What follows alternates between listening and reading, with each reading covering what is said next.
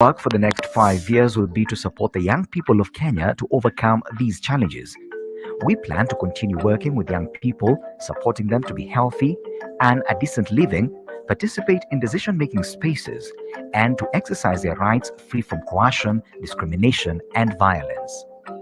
Alongside young people, we will work in collaboration with the government both at the national and county level, semi-autonomous state agencies, civil society organizations, community leaders, and other stakeholders to achieve the following 5 goals. Goal 1. Foster demand for and access to health information, health supplies, and youth-friendly services, particularly for sexual and reproductive health services. Goal 2. Advance the respect and protection of sexual and reproductive rights with a focus on eliminating gender-related discrimination and inequality.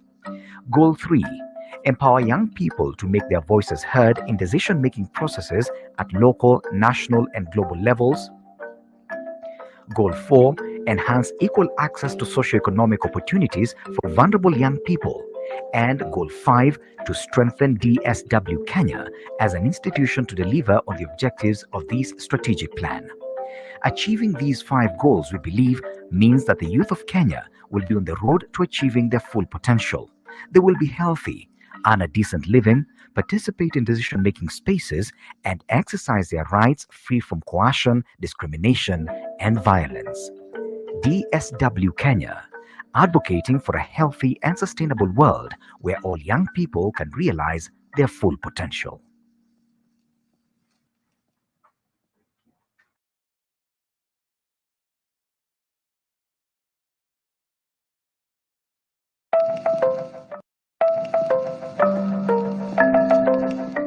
In Kenya, 8 out of 10 people are young, aged below 35. We believe that if empowered, these young people are powerful agents of change for themselves, their community, the nation, and the world. However, many of them cope with everyday barriers, among them sexual and reproductive health challenges, gender-related discrimination, and inadequate access to socioeconomic opportunities. And to cap it all, they are often omitted from decision-making spaces, making it impossible for their issues to be addressed. The focus of our work for the next 5 years will be to support the young people of Kenya to overcome these challenges. We plan to continue working with young people, supporting them to be healthy and a decent living, participate in decision-making spaces, and to exercise their rights free from coercion, discrimination, and violence. Alongside young people, we will work in collaboration with the government both at the national and county level, semi-autonomous state agencies, civil society organizations, community leaders, and other stakeholders to achieve the following 5 goals. Goal 1. Foster demand for and access to health information, health supplies, and youth-friendly services, particularly for sexual and reproductive health services. Goal 2. Advance the respect and protection of sexual and reproductive rights with a focus on eliminating gender-related discrimination and inequality. Goal 3. Empower young people to make their voices heard in decision-making processes at local, national, and global levels. Goal 4. Enhance equal access to socioeconomic opportunities for vulnerable young people. And Goal 5. To strengthen DSW Kenya as an institution to deliver on the objectives of this strategic plan. Achieving these 5 goals, we believe, means that the youth of Kenya will be on the road to achieving their full potential. They will be healthy, earn a decent living, participate in decision-making spaces, and exercise their rights free from coercion, discrimination, and violence. DSW Kenya, advocating for a healthy and sustainable world where all young people can realize their full potential.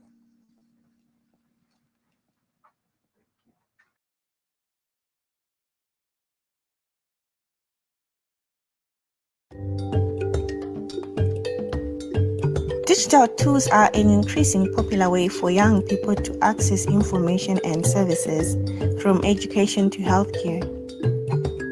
Mobile technology can be used for accessing comprehensive sexuality education, convenient and confidential health services, including sexual and reproductive health care and accurate information about sexual and reproductive health and rights, leading to better levels of education, healthy and safe relationships, empowerment, and general well-being. But almost half of the world's population remains offline, with women and girls less likely to have access to technology. In low and middle-income countries, only 54% of women now use mobile internet. Closing the digital gender divide by promoting policies centered on women's empowerment, including sexual and reproductive health and rights, is crucial to creating a digital transformation that leaves no one behind. Digital equality is essential to ensuring every young person's potential is fulfilled. Share, like, comment, and help us spread the message.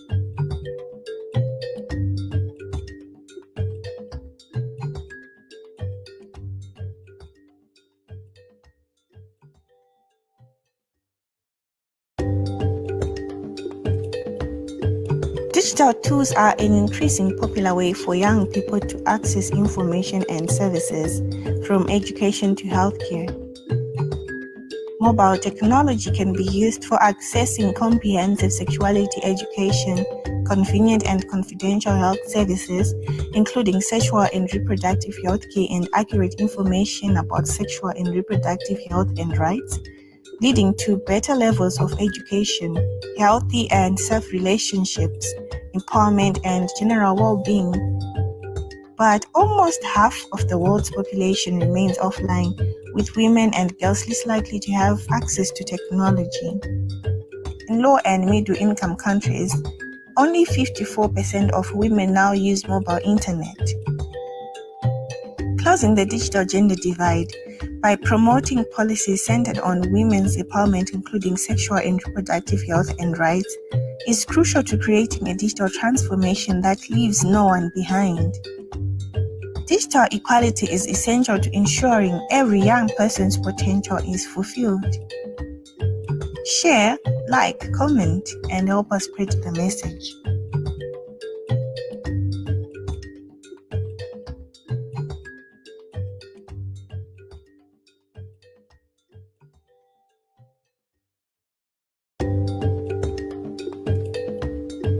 Digital tools are an increasingly popular way for young people to access information and services, from education to healthcare.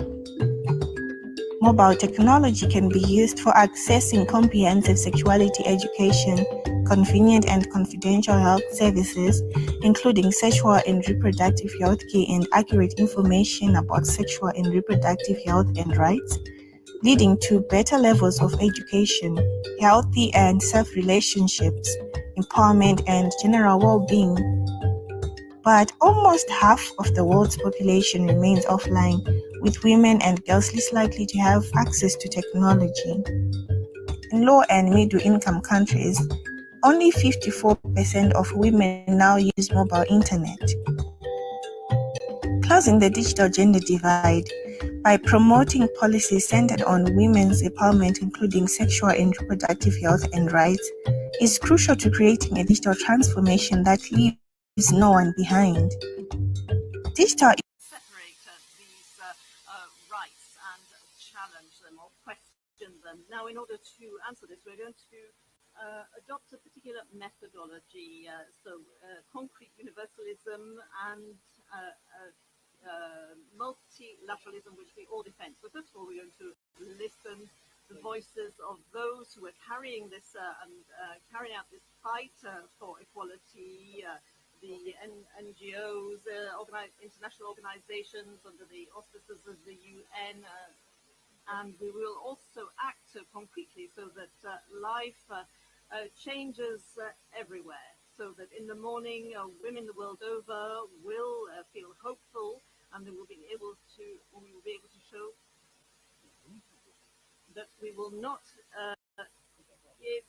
give up on anything. We want concrete results, and this forum must be the forum of concrete results. Thank you very much. I'm going to hand over now to the Secretary General of the United Nations, Antonio Guterres. Monsieur le Président, chers amis, l'égalité de genre est essentielle en question de pouvoir. Et de pouvoir dans un monde qui est encore largement dominé par les hommes et avec une encore and with a largement culture patriarcal. which is very much patriarchal. S'il y a une chose que j'ai appris dans ma But there's one thing that I've learned throughout my life, and that is that power is actually never given up. We want to grasp it. And this is one of the logics that's behind this board. We want to mobilize the basic movement, the grassroots movement. We want to create coalitions. We want to get the resources that we need to balance these proposals in the world. I've got 5 comments to make on our 5 priorities. Firstly, equality of rights. énormément In this world, there's too much discrimination and too many discriminatory rights. We've got to make sure it's clear that equal rights, equality of rights is actually translated into proper equality, real equality, and that's why the civil society comes in. As the President has said, when we see that there is actually a move backwards by many of the political leaders in the world who are calling into question what we've achieved over years and decades. The second comment is parity. si l'égalité de genre est une question de pouvoir, Equality is really a question of power. Parity is also important for how we distribute power. Parity within public administration, parity within companies, parity within international organizations, and in particular, parity at the level, and particularly at the level where decisions are taken.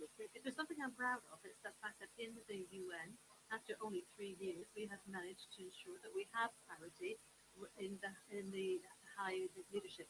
We have, out of 110 men and women, where we have parity between men and women. We have got 140 men and women working in parity across the world and in the leadership levels. And there's only parity is a key element if we want to redistribute power and if we want to create the conditions for gender equality. And yes, I see a difference here. I see in the quality decisions that are taken. I see a difference also in the work environment where sexual harassment is much more difficult. I also see that there's a greater capacity to have gender equality at the heart of every policy and every initiative that we work on within the UN system. troisièmement, égalité Third issue is economic parity, economic equality, equal wages. de l'emploi. Again, it's a question also of employment, social protection. It's a question also of the health economy, the informal economy. La plus grande victime. That's the first victim as far as the economy is concerned. This is the first victim of COVID-19, in particularly in developed countries, developing countries, where they're paying the price of the pandemic. La violence. And then let's stop violence against women and girls. This is a key issue, a key point that the President has said. These things are getting worse with the COVID pandemic.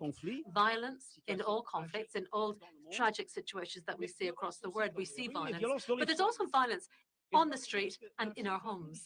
One of the most difficult things that I had to do when I was Prime Minister in Portugal, that was to actually convince the Portuguese population, the society, that there was a real problem of domestic violence and to take the measures that we needed to take to actually come to an end of this violence. People said, no, that's not true, that's not true, we don't have that problem, that's happened somewhere else, it doesn't happen in our houses. Well, we've got to really fight that type of logic where people deny the reality.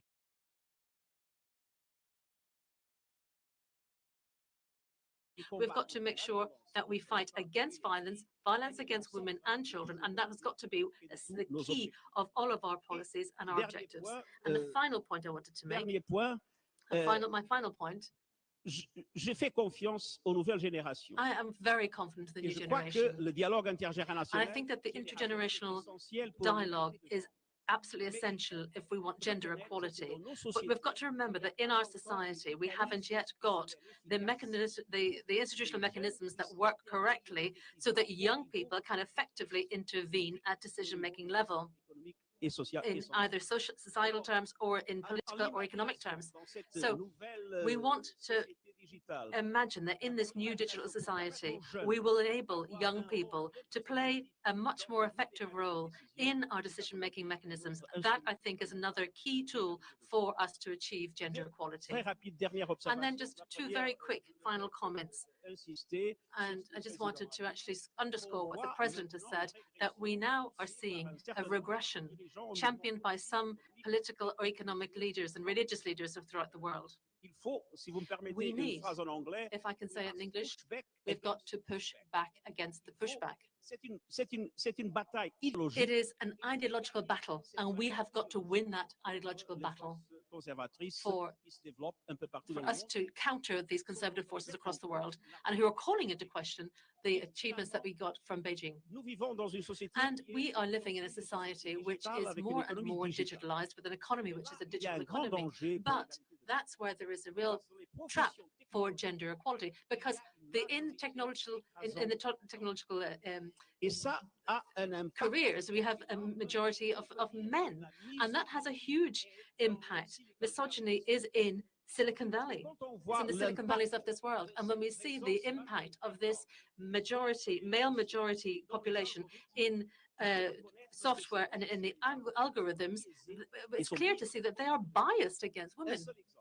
One Un simple couple example, américain, an American la couple femme était where plus the riche, woman was actually wealthier than the est allée man, pour ouvrir deux went comptes. to open up 2 accounts in a bank. Ils ont demandé des cartes de They crédit. asked Il for a eu credit la cards, limite de crédit. and the credit limit for the man was a lot higher than the credit limit for the woman, even though the woman was actually more wealthy than the man. Protesté, So they le kicked responsable up a bit of a stink, and the bank officer said, or the bank manager said, no, that's actually the way the computer does these things. It was the algorithm that brought up that decided that, and because of these algorithms that are developed using artificial intelligence and all other tools that we have in our digital economy, there's a bias. There's a very clear bias. So we've got to reestablish a gender balance in that area as well, which is a key area for the future, so that the question of power can actually be properly addressed ce forum at all levels. belle occasion This forum is a great de opportunity. mettre ensemble It will enable us to come together and to join forces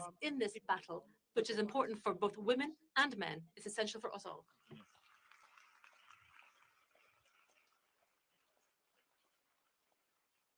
Je vais maintenant donner la parole à Madame la directrice de l'ONU Femmes. Now I'll give the floor to the Executive Director of UN Women. Thank you very much, dear President, and thank you for having us. Thank you to France and Mexico. Thank you to France and Mexico for both countries made this day possible. Thank you, SG, and thank you to the President of the European Union and our youth representative for being here. Women everywhere in the world are squeezed into a small corner.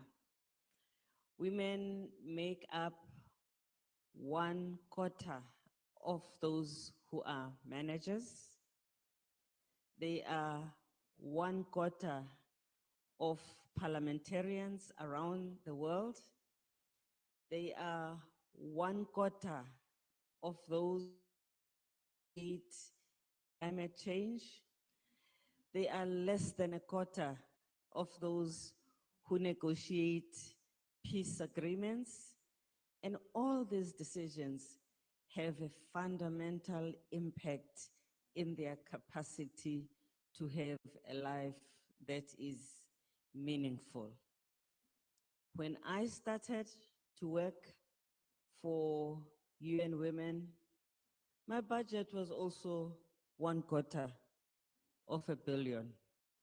And it was meant to, and this was my assignment. Of course, we did that and we went past of that.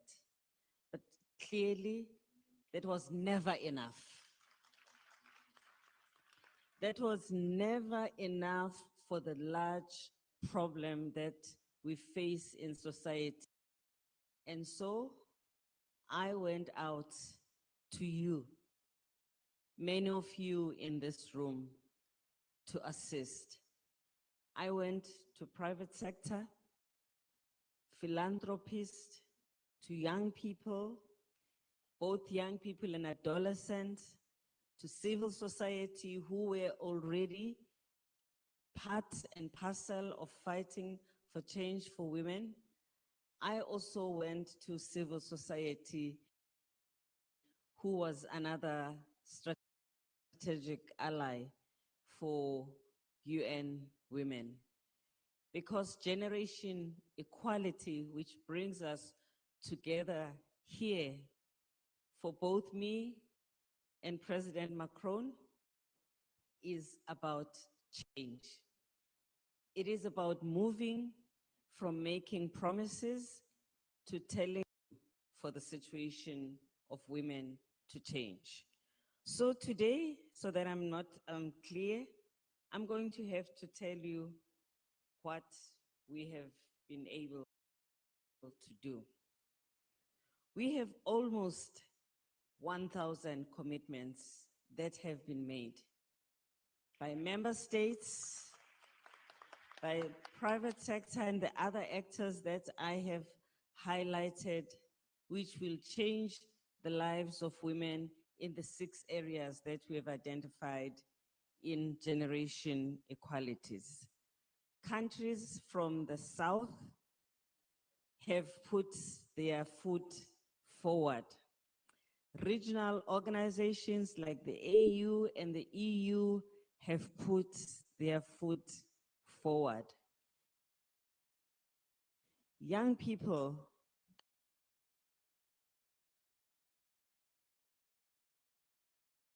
through their advocacy have put their foot forward, and philanthropists and private sector and our member states have put their foot forward. So we now have over $23 billion that has been put forward by all these actors.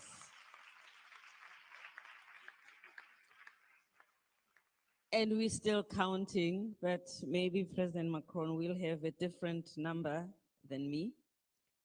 Private sector will use some of the money for the changes that need to happen in their companies. The philanthropic organization will use the money for grants, and I'm glad that some of the grants will support small grassroots organizations, youth organizations to do their work. And of course, member states have committed to change policies, programs, including making sure that the number of women that are represented in their government increases. I have governments who are here today and at home who will tell you about what they are going to do. I don't want to steal their thunder. So today is a happy day from that perspective, but this is not everything we need. The fight still has to continue. What we are doing today is to take a step forward. We are extending the number of people who participate in gender equality. We are also intergenerational in that young people are at the core of what we do. If what we do does not benefit and change the lives of young people, we would have lost it all together. We thank you for the contribution that you have made, but also we call on you to stay with us, to monitor what we do with these resources. In UN Women, we have put in place a secretariat that will oversee the implementation of this and will report. We have organizations that will also implement in group. In the care system, we have organizations that will implement together. In police, that will change their policing into gender responsiveness, they will be a group of countries that are coming together, and some of them will name their, will say who they are. So this is what we see as enhanced multilateralism. This is what we see as support to the work that we do in an intergovernmental space where we need to be pushing up all the time so that there is a race to the top. I want to say One quota is not enough. One quota is not equality. Equality is one half, where both men and women are together. Thank you. Thank you so much. I will give the mic to Chantal Marekera, founders of Little Dreamers Foundation. Chantal, the floor is yours. President Macron. And as President Macron has said, we are here for concrete results. And as youth, we are saying we are here and we mean business. Let me show you what I mean when I say we mean business.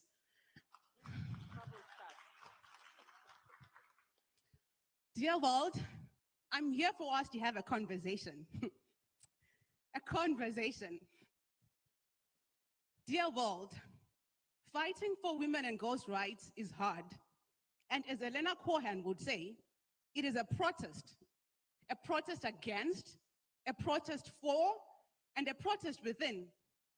It is a story of everyday struggle and collective resistance, which is even harder when you're 24, in college, holding 2 part-time jobs, and still trying to run a non-profit preschool and balancing all that with advocacy work.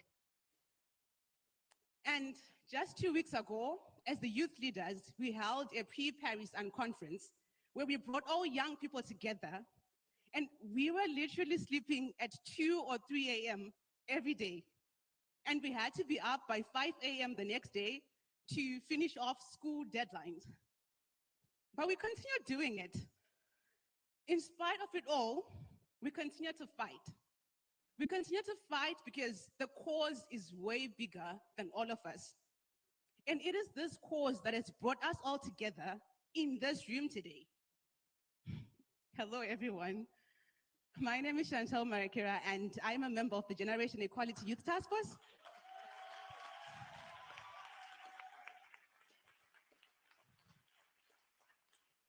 And a girl advocate from Zimbabwe. And as a youth leader who has had the privilege to be involved in the JAV through the Youth Task Force and through the Action Coalition Working Group, I know all about the monumental work that is being done in this intergenerational and multi-stakeholder process to transform power and to change the lived realities of women all over the world. But as I was reflecting, it occurred to me that being in this room today is a privilege. Watching online, being among the 40,000 plus people watching online is a privilege. Knowing about the Generation Equality Forum is a privilege. And with privilege comes great responsibility.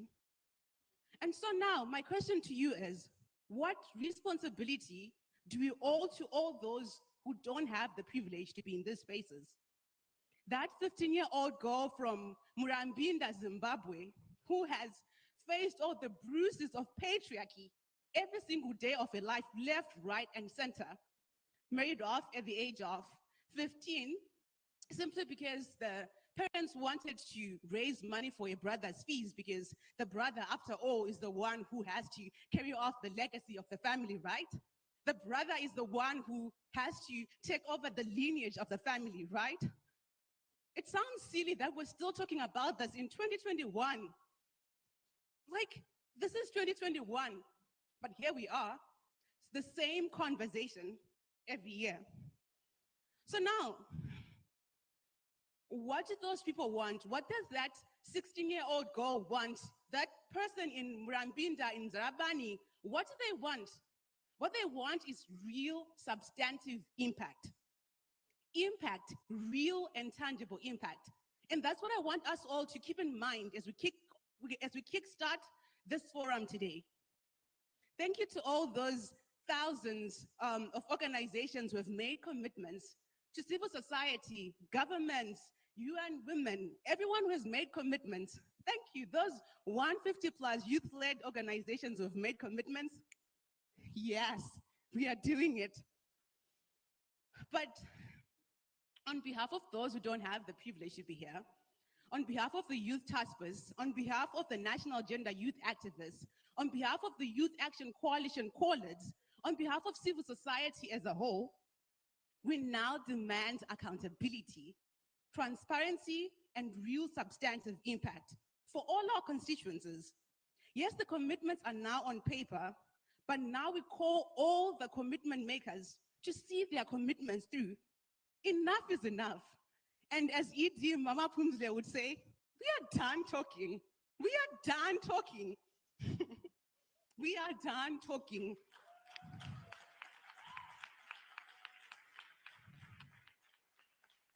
Right now, what we need is transformative change.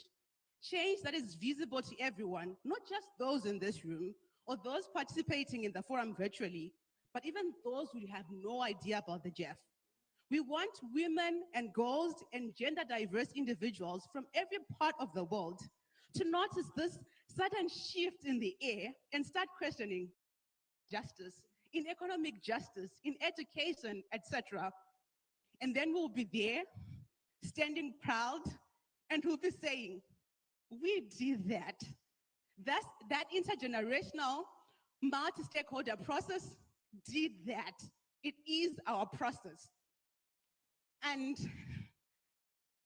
as we start off this forum, dear world, the Paris Forum is not the end, it's just the beginning.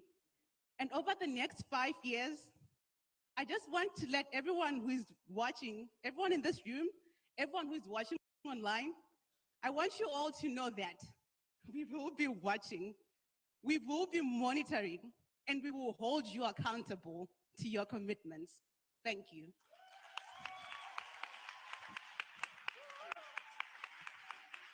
Thank you, Chantal. Dr. Phumzile wanted just to make a precision. Well, dear President, I just wanted to correct myself. We actually have 40 billion, not 20 billion. We have 40 billion. Thank you. Merci beaucoup. On va maintenant passer. Thank you very much. We're going to hand the microphone to the people. I'm going to Merci. President of the European Council, Mr. Charles Michel. Thank you very much. Thank you very much, President. Thank you also for your commitment and the commitment from France and your own personal intervention here today. I think that dignity, gender equality, the gender equality of opportunity, this is really at the heart of the European Union's values as well. It's at the heart of our construction of Europe. And I think that while we are working collectively to get along with this digital transformation that we're going through. This was mentioned by a previous speaker.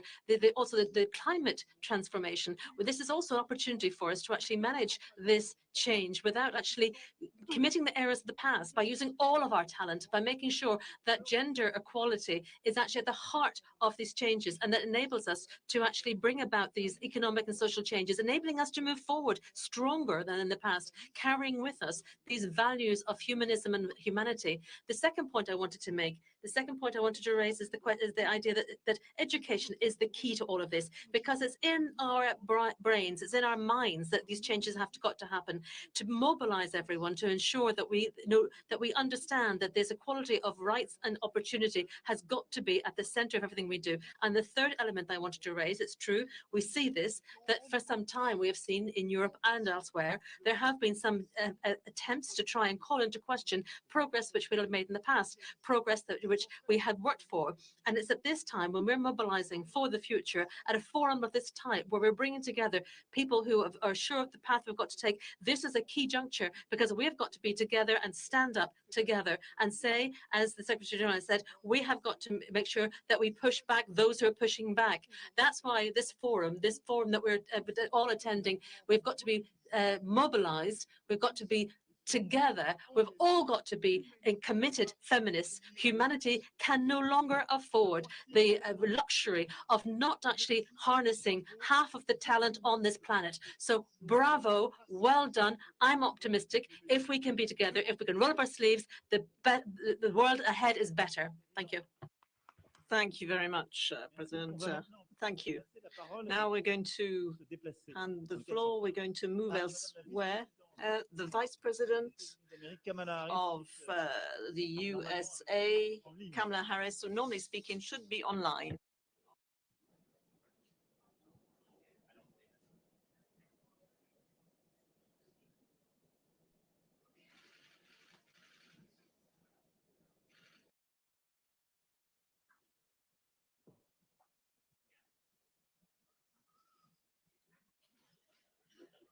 It took me out of order. Okay. And it is hot outside. Greetings from the White House. President Macron, President Lopez Obrador, Miss. Big applause to welcome you. Merci beaucoup.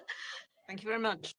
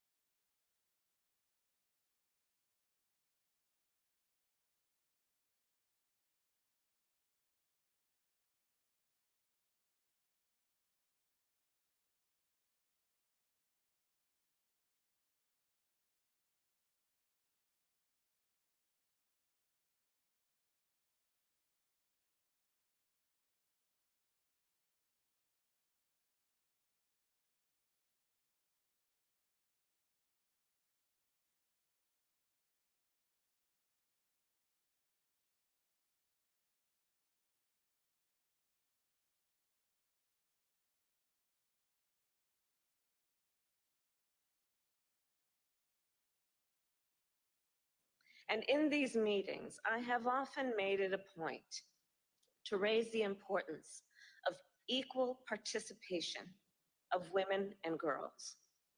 Because I believe, as you all do, that addressing gender equity and equality is essential to addressing every other challenge we face, which is certainly true in light of the current threats to democracy. Around the world, democracy is in peril. Strong men have become stronger. Human rights abuses have multiplied.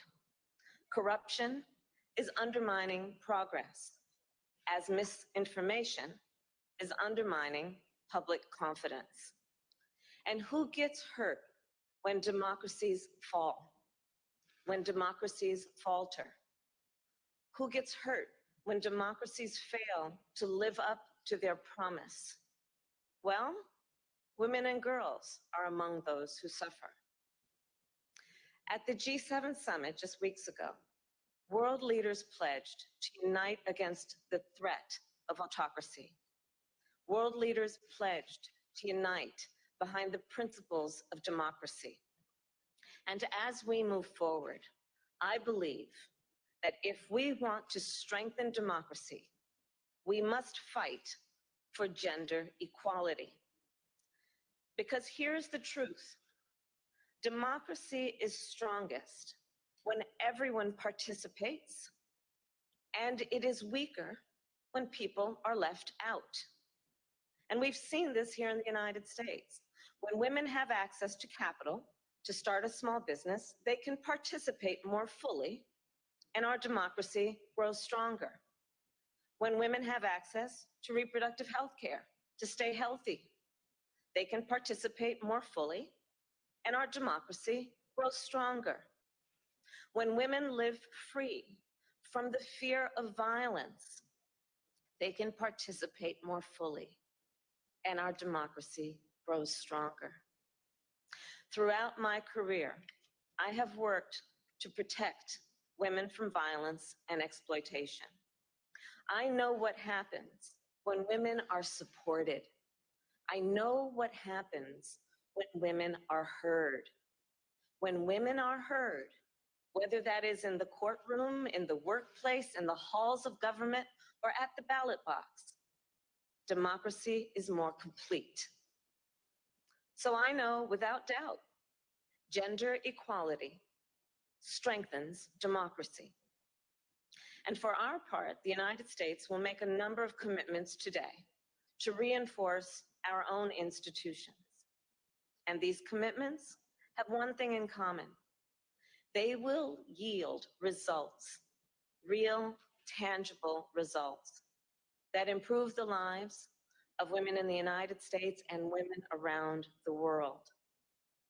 So in closing, I will address the young leaders who are participating in generation equality. I remain hopeful and optimistic because of you. Our world needs your leadership.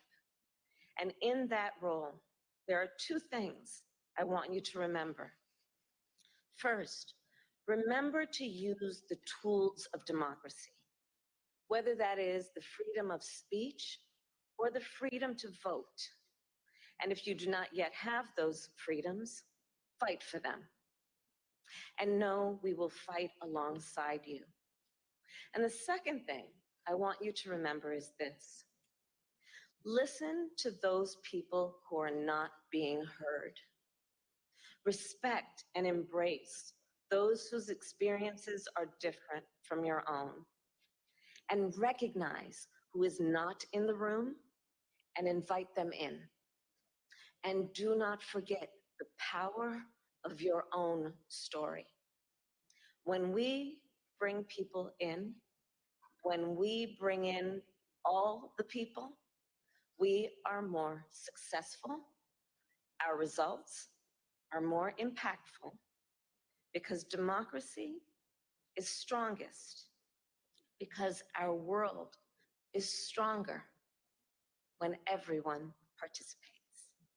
Thank you. Thank you all very much. Thank you.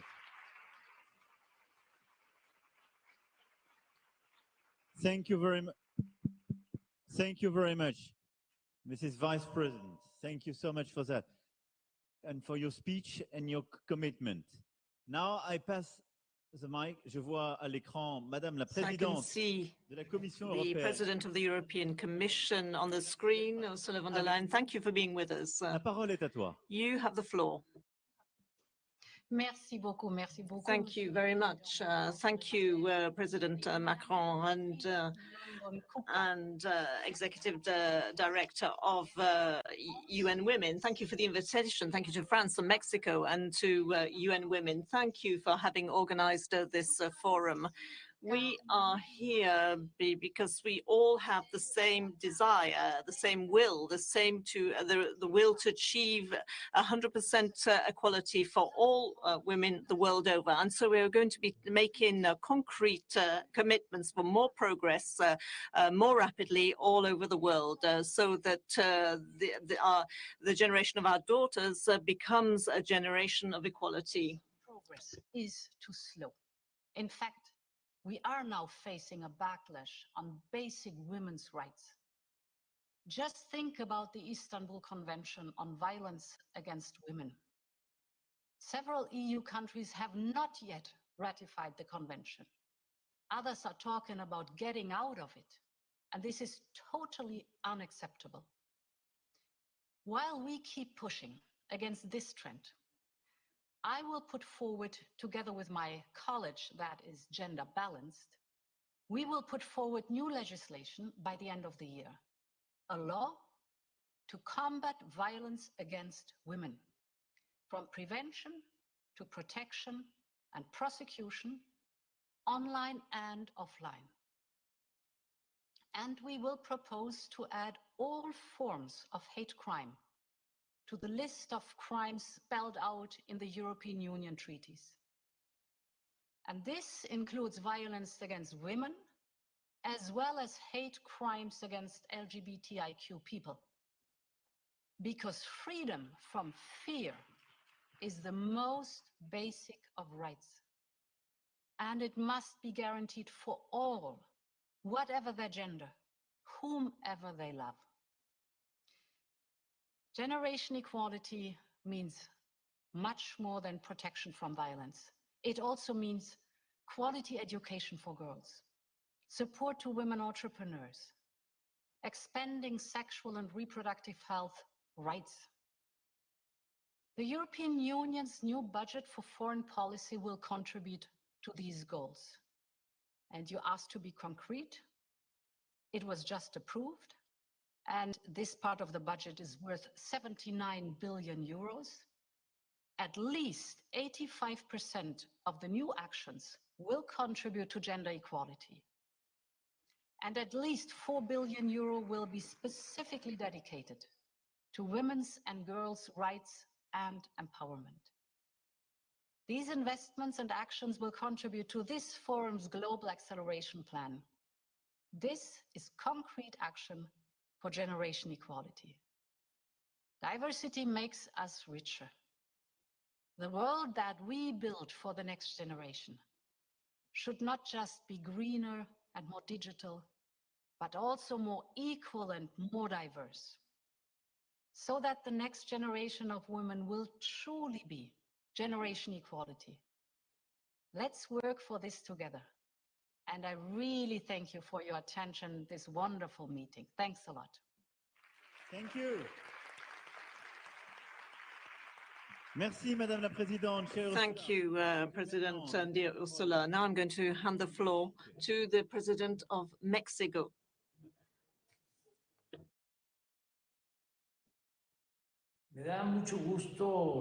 I'm very pleased to be able to address you as the forum on equality begins. That we began, and also which began in earnest in the month of March. And so we would like to greet France and Mexico and send special greetings to President Macron and all those people who are participating in the forum and organized it. It is so important to talk about equality.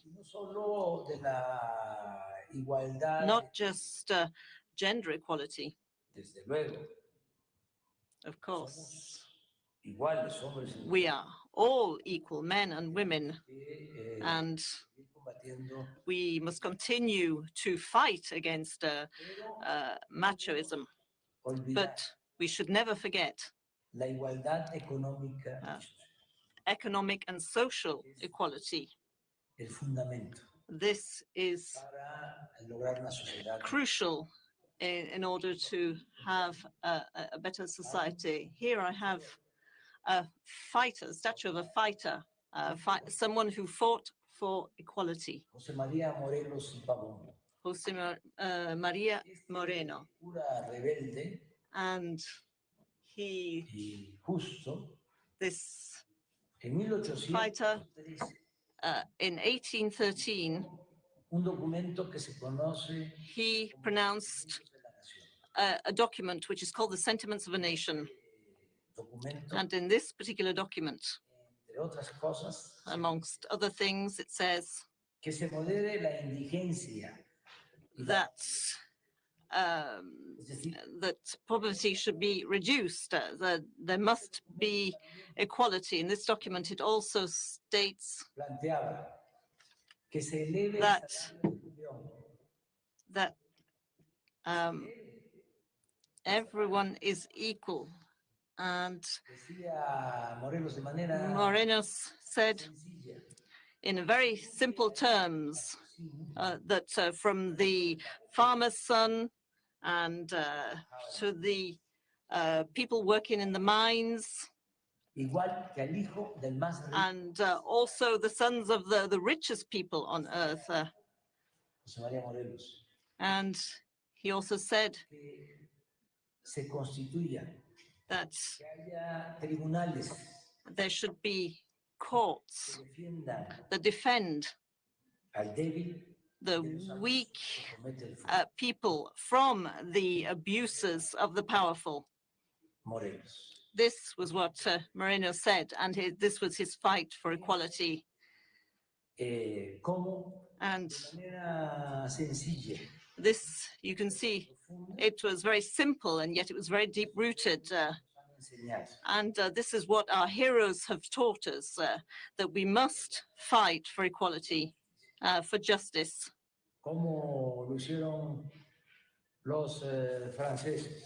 as the French did during the revolution. As they said, liberty, equality, and fraternity. So greetings to all. Merci. Thank you. Merci au président du Mexique. Thank you to the President of Mexico. Now, before we go into the different themes, and we have a minister who will be organizing one of the themes, and we'll be taking them one by one. And then after these introductory words, and before we go into the various themes, we will hear from two generations of human rights defenders. So I'm going to call on to the stage Hillary Clinton and Julieta Martinez. La vice-présidente Harris a rappelé. So Vice President Harris reminded us of the role played by Hillary Clinton and Julia Martinez in respect of human rights.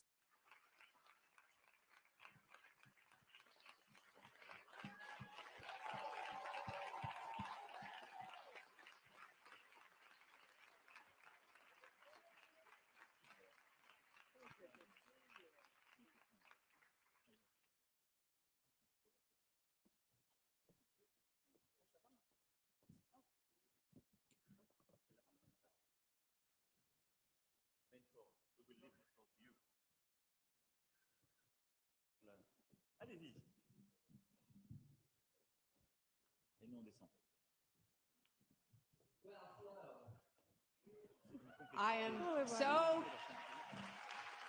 I am so excited to be here with all of you, and particularly with Julieta.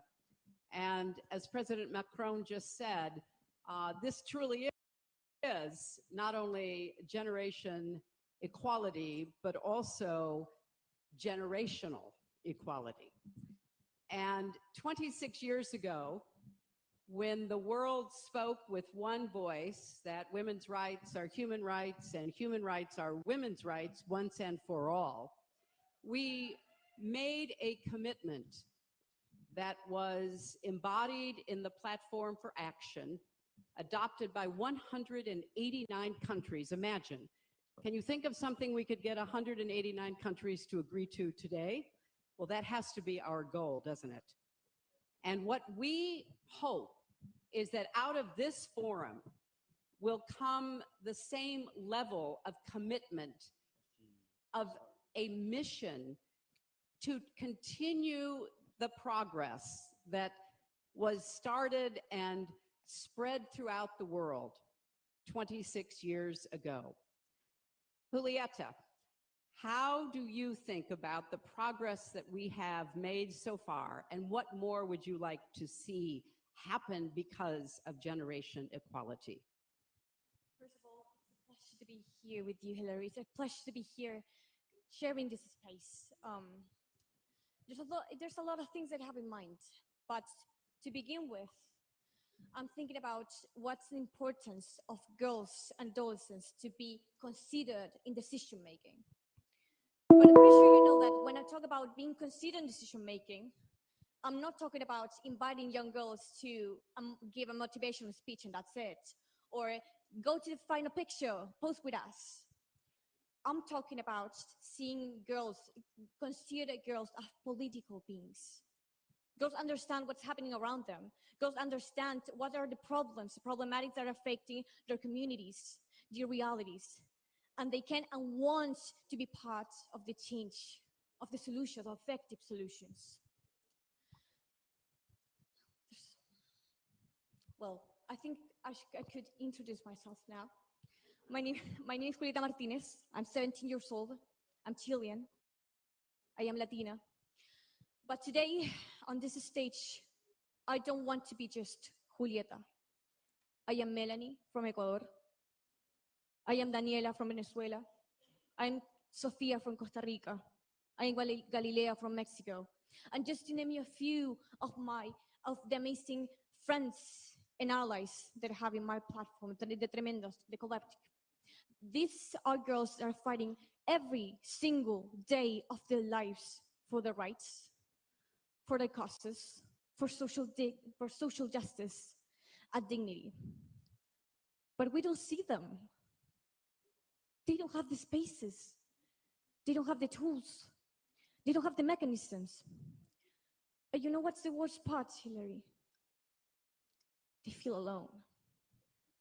And for lots, years and years and years, we have felt alone. And now I'm one of the privileged ones, because there's girls that have said to me, I feel like the system have abandoned me. So what should we see right now? What's the important thing of all of this? I think we should talk about accountability. I think we have to talk about responsibility. We can't invite girls just for the picture. We can't invite just girls just for the inspirational speech. We need to be part of the decision making. We need to be part of the incidents. Because right now I have the privilege to learn English. There's a big language barrier. I was super scared at the beginning. I was saying, gosh, what if I fail talking English? You know?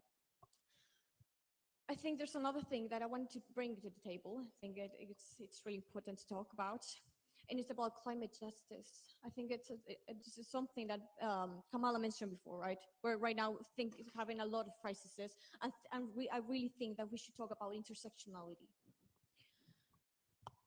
According to the Drawdown Project, it is estimated if we give every single girl in the world access to education and family planning, we could get to reduce up to 105, and I repeat, 105 gigatons of CO2 by the year 2050. And I quote Malala, an educated girl not only prescribes quality of life, but enables her to change the world.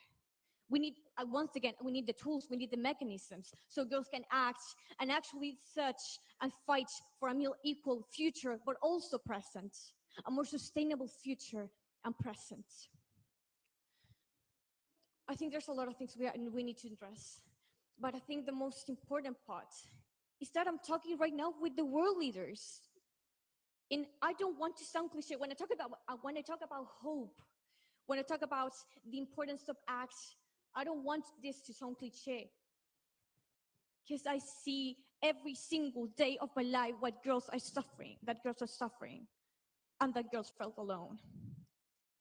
But we can change this, and we can change for the better. I think if we take this into account, we can actually move forward. I agree with you absolutely, completely, and I think that the commitments that are being made because of this conference can take us a long way, but I agree we need accountability, we need transparency, we need to understand what it is we're trying to achieve together. And when I said that 26 years ago about women's rights and human rights, now looking back, I believe we have made progress, not near enough, and that we have to recommit ourselves to going even further. But we also need the power to claim those rights. Rights without power adds up to very little. And the way to get that power is through both the kind of organizing and level of commitment that we just heard from Julieta and the young activists from around the world who are here and watching online. And we also need to make sure that the institutions which wield the power in nations, in corporations, in every aspect of the economy and of society will never be able to turn away again, because the demands that will be coming from all of us, but particularly from this next generation, will be unbelievably strong and focused in a way that will demand and expect the changes that these young women deserve. So to all of my veterans who I see here and I know are around the world, to UN Women, which has carried the banner for so many years now, we are grateful for all that has been done. But we have to do now everything in our power to empower those who are on the front lines of change today. Generation equality is possible if we determine to make it so. Thank you all very, very much.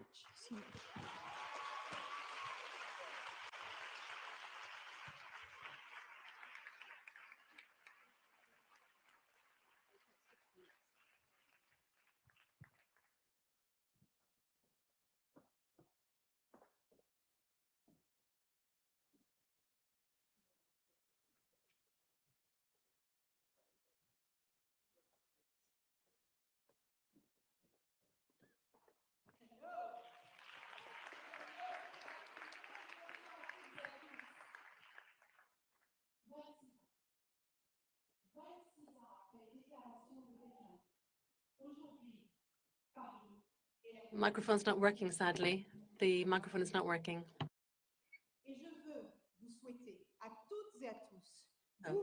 It's 26 years now since Beijing, but I want to say to you, all of you in the room, and also the 14,000 people who are actually listening to us online, I'd like to welcome you all to this event in France. Today, this day, and this moment is very important. It's important for equality between men and women across the whole planet. And we're going to start now to have a panel discussion with a list of panelists who have been waiting to talk about something which is very important to us all. It's a subject which is at the very heart of the Generation Equality Forum, and that is access to education for young women and the economic autonomy of women. These are issues which have really been brought into question again by the COVID-19 pandemic. Let me first of all invite to join us on this stage. I'd like to invite Madame Ruth Quieta-Yago, who is from Burkina Faso, who is an actress and an economist. Miss Alice Albright, Director of the World Partnership for Education, and also Madame Yande Bonda, who is from Zambia, who is a militant for the rights of children and access to education for girls, and also co-chair of the Transform Education Program, which is an initiative from the UN for the education of children and young women and girls. I'm also delighted to welcome along with us Madame Audrey Azoulay, who is the from UNESCO. Bienvenue, mesdames. Madame Roukiata Ouedraogo, vous êtes comédienne. So you are, Madame Roukiata Ouedraogo, you are an actress, and you also work in Burkina Faso for equality between men and women. I am delighted to hand you the floor. President of the Republic, Honorable Assembly, good afternoon. I'm Roukiata Ouedraogo. I am an actress, and I'm also a plays, and I was brought up in Burkina Faso. I'm very, very pleased to be here today. President of the Republic, let me thank you and all those who invited me to come along and take the floor today to speak to you. Burkina Faso is a country which is confronted with by all of the problems that an underdeveloped country would actually confront. And also, we've had a real security crisis over the last couple of years and months. Our villages are attacked by terrorist bands, and the government is actually moving backwards, and the population is actually fleeing this violence and ending up in refugee camps. So if that wasn't enough, the worldwide pandemic of COVID-19 has actually hit upon the society of Burkina Faso, and this is really affecting the population in an unacceptable way. Women and children are the first victims of such crises.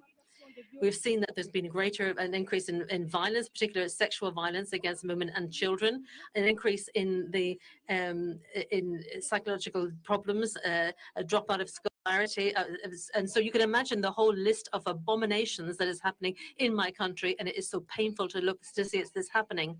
And our country has actually tried to get the country back onto the right path of development, but we have had development aid, but it's been limited because when you look at the general state of the whole continent, in my opinion, the population which is actually suffering most knows actually what they need. They know what is lacking. Civil society does have a savoir-faire. They know actually how they can find solutions to their problems on a daily basis. And what I wanted to look at here today with you is two issues that are of particular importance to me personally. One is female genital mutilation, which is an abomination. There is no excuse for this. I suffered FGM. It's a wound which is inflicted upon young women who then can have serious complications when they reach the age of sexual maturity and maternity. And this is part of the patriarchy, which continues this absurd tradition which a basic education should eradicate. Let me give you a personal example. Realized the mistake she'd made, and she then was educated and cultured, and then she actually led awareness-raising campaigns to try and stop FGM amongst our village. But even today, we still have terrorist attacks. Millions of schools have had, thousands of schools have had to be closed, and millions of children, of young girls have been descholarized. And this has led to a huge increase in the number of excisions that have been carried out, and the number of child marriages. And the heart of our society is actually suffering. The schools would enable these women, these young girls, to be emancipated. We're not going to be able to have even an informal economy without an educated young population. This is a time bomb where we have no perspective available for our young people. Only education for women and young girls can actually stop this aberration throughout our continent, and that would bring an end to FGM and forced marriage. I'm insisting upon this. I insist upon the education of young girls, who are the first sacrificial lambs when families do not have the money to pay for all the children to be scholarized. Young women have women are encouraged to have as children as possible, to continue to provide a labor force for the country. And the terrorist groups who are trying to destabilize our society is actually attacking schools. For us, it's the associative society, which is mainly feminine in my country, which is actually keeping things going. They create small companies, they create associations which can continue. They can continue to create a social tissue within these populations. Women have very little access to responsibility, and yet they are very much involved in these microactivities. Let's not forget that the development of Africa has rested on the shoulders of women. My mother is one of those women. For many years, she actually led the Sodo Association, which helped young women and young girls who were out of school, taught them how to actually make soap, karate butter, and to help them to farm or to run small corner shops. These women actually achieved talents through this, which enabled them to actually participate in the budget of their family. The Zodo Association has also led to a rise, has also increased awareness rising efforts on trying to overcome FGM, forced marriage, and HIV. So this has been an essential part of our citizenship in my country. So thanks to these micro-activities, which is being created by the Association Zodo in my region and in the surrounding region, the local tissue has been able to be repaired on its own. It's actually recovered itself. And we have been able to overcome some of the harm that's been carried by underdevelopment. And we left so much to the caritative societies. And my father and my older brother have been affected by my mother being sick and having to leave her activities to one side. But because of COVID-19, a lot of women have come back to my mother asking her to actually restart the Zodo Association. My mother is a strong woman. She's resilient. She's a combatant. She's a fighter. And she is like all of these women, all of these African women who wage this war every day. And she said that she's quite prepared to start this association again and to continue with new projects focusing on the difficulties of today by supporting activities that she can see young people are doing. And if we had some aid, if we had aid from international organizations, they could help countries like Burkina Faso to overcome these difficulties. But because of the degradation of our living standards and our lifestyle, we really need to react immediately. Action is needed now, Mr. President. And that is why I'm here today. That is why I'm speaking to you today. I'd like to thank you for listening to me. I'm very pleased that I've been able to present my views here today, and I hope that we'll be able to work together to actually find responses to these challenges that my country is facing. Thank you. Thank you. Vous avez dû remarquer que Now, you will have noticed that we are already late, so I'm going to have the very hard task of asking you to keep to time. Now I'm going to hand the floor to Madame Audrey Azoulay, who's Director General of UNESCO. Thank you very much. First of all, we could start on a positive note. If we look at the progress that has been realized for girls' educations over the last 20 or 25 years, and there's a report, a UNESCO report, which has been published at the same time as this forum, and we have gained 20 points in terms of the number of young girls who finish their primary education. So that is indeed progress, and we must continue in this vein. This progress is very much concentrated in Asia, so it is not equally spread across the world. So this means that we have to work harder in some regions of the world. Girls have multiplied by 3 their participation in terms of higher studies. And the pandemic that we're currently going through came and completely disrupted schooling with the closure of many schools. As you know, in some countries, schools were closed for 25 weeks. And of course, it's the most vulnerable people who were impacted by the closure of schools. And so there is a real risk of regression, moving back. At UNESCO, we think that there will be 11 million girls who may never be able to return to school. And that is absolutely huge. And that's on top of the 130 million girls around the world who are already out of school. So public policies and all the international partners pay special attention to this issue of returning to school for girls. And we should do this thinking about remediation. Of course, the education of girls is first and foremost a right. It's an issue of dignity, but also this has an impact on the whole of society: nutrition, development, health, the economy, health, peace, prosperity. And one of the commitments that UNESCO made at this forum is to find to provide for 80 countries and for millions of girls access to schools, and to support quality. But states must also strengthen, and this is one of the major lessons learned from the pandemic. We must strengthen investment, the objective that we set, and which has also been taken up by many countries in October. 15 to 20% of public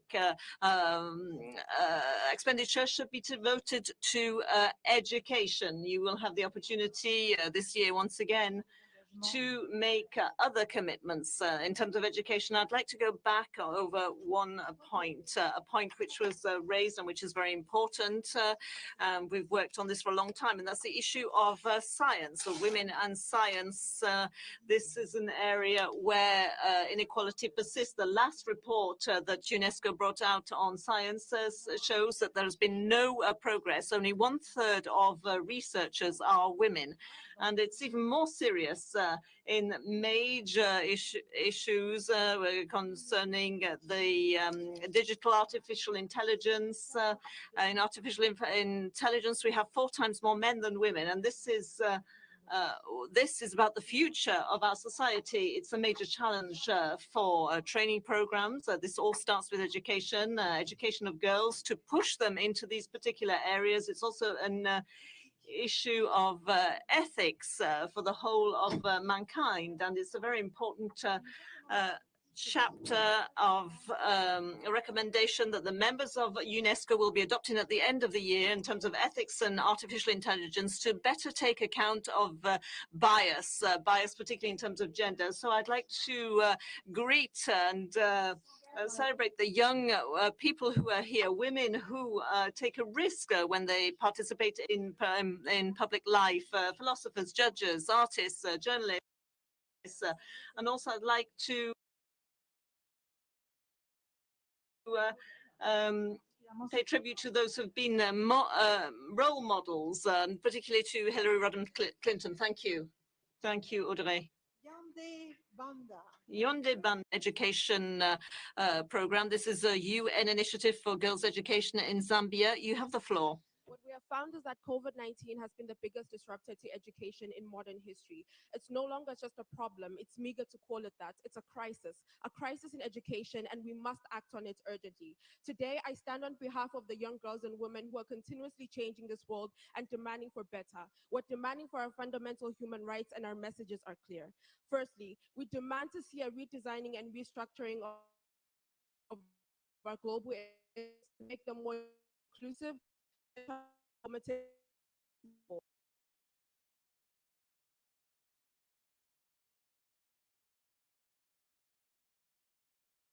it is clear that we need to invest in our global education systems to ensure that they're yielding to the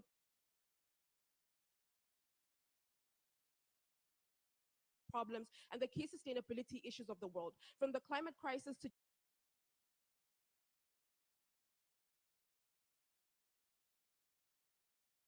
gender equality and leadership.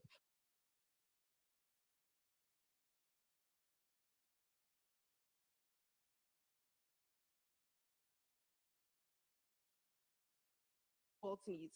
Thirdly, we demand to see an investment in making schools safer and free of school-related gender-based violence. This involves ending the already wide gender-digital divide that has resulted in education becoming a fundamental human right, and instead it has been looked at as a privilege. We're demanding to see that in terms of our health and well-being, girls and young women, and the intensification of resource mobilization to provide adequate resources for menstrual hygiene management and ending school-related gender-based violence, SRHR, as well as WASH facilities. Leaving out these constituencies of education only fuels the patriarchy, and we're not that. We're generation equality. We are also demanding to see adequate funding and resourcing in girls' education. Now, this one is to the world leaders in this room. Those plans to cut down on international and domestic education expenditure will not work. Pack it up and pack it up permanently. We will not allow you to tamper with our future or our funding. Fourthly, we want to be at the table. Let me rephrase. We need to be at the table. We must foster a holistic intergenerational response on acting to the intersections of education, one that is rooted in intergenerational action beyond just intergenerational dialogue. You say that you're all about youth leadership. We say co-create, partner, and fund us, and ensure that we're at the table and meaningfully engaging. Finally, millions of girls, millions of us are expected not to return back to school post-COVID-19. Millions of girls have been exposed to teenage pregnancy, have been pushed into childhood labor, and have been exposed to early childhood marriages. This is unacceptable. We must fight this. We're demanding that our education is put at the center of the resolutions and solutions in the action coalitions, and that we rally by investing in ensuring that girls' education changes and challenges the status quo. We say, show us. You say you will create a greener, more prosperous future, and we say, show us. Show us gender transformative education systems. Show us an education that centers gender equality and climate, and show us an education that is accessible to all. We have the lived experience, we have the knowledge, and we have the numbers if we work together. World leaders, heads of civil society organization, the media, young girl activists, young activists, if you're with us and for our future, stand now. Just world leaders, if you're with us and if you're for our future, then stand up. Stand for our future, stand for our funding, and stand for our education. This is no longer an if issue. We must be at the table. We must ensure girls are getting back to school, and we must do it now.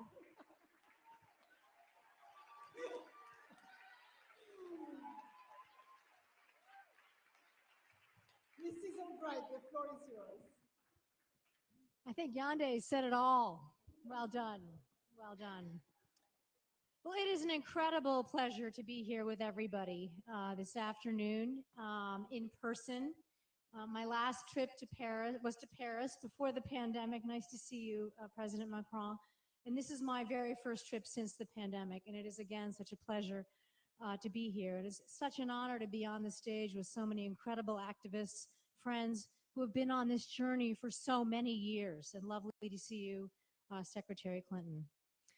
President Macron, I'd like to thank you so much for your leadership on girls' education and education in general across the years. You've been an incredible friend to my organization, and we are most grateful. Since GPE was founded about 20 years ago, 82 million more girls are in school in our partner countries, 82 million more. So that's progress. But, as my dear friend Audrey has said, 129 million girls are not in school. And nearly 1 in 3 girls in very poor countries will never ever set foot in a classroom in their lives. And many girls, even though they are in school, aren't learning very much. And all of those numbers were before the pandemic. And we know that since the pandemic, girls have faced more early childhood marriage, more domestic chores, more sexual violence, and less education. And depending on how you measure it, it's possible that 20 million more girls may never return to school as a result of the pandemic. Why does all of this matter? It matters because educating girls, all of our girls, we can boost economies, we can boost productivity, we can improve health outcomes, we can equip countries to face some of the greatest challenges ahead of us. In particular, as many people have talked about it, climate change. The question in front of us today, 26 years after the Beijing conference, is does the world have the will to transform societies by educating girls? This, my friends, is the challenge of our lifetime. As a partnership and a fund, I can assure you that my organization, GPE, has both the will and the know-how to meet this challenge. We have a bold new vision to help countries transform education. We have hardwired gender equality throughout all of our work. We are changing harmful gender norms, and we are identifying systemic and social bottlenecks that make it difficult for girls to get to school. But all of this takes commitment and it takes money. That is why at GPE's financing conference at the end of July in London, hosted by Prime Minister Johnson and President Kenyatta, we are going to be seeking to raise at least $5 billion for education. Is this ambitious in a moment of pandemic? You bet it's ambitious. But we have no choice to show resolve to get every girl into a classroom. And every girl that we can get into a classroom is a victory over the ravages that the pandemic has had on education. I congratulate all of the young people.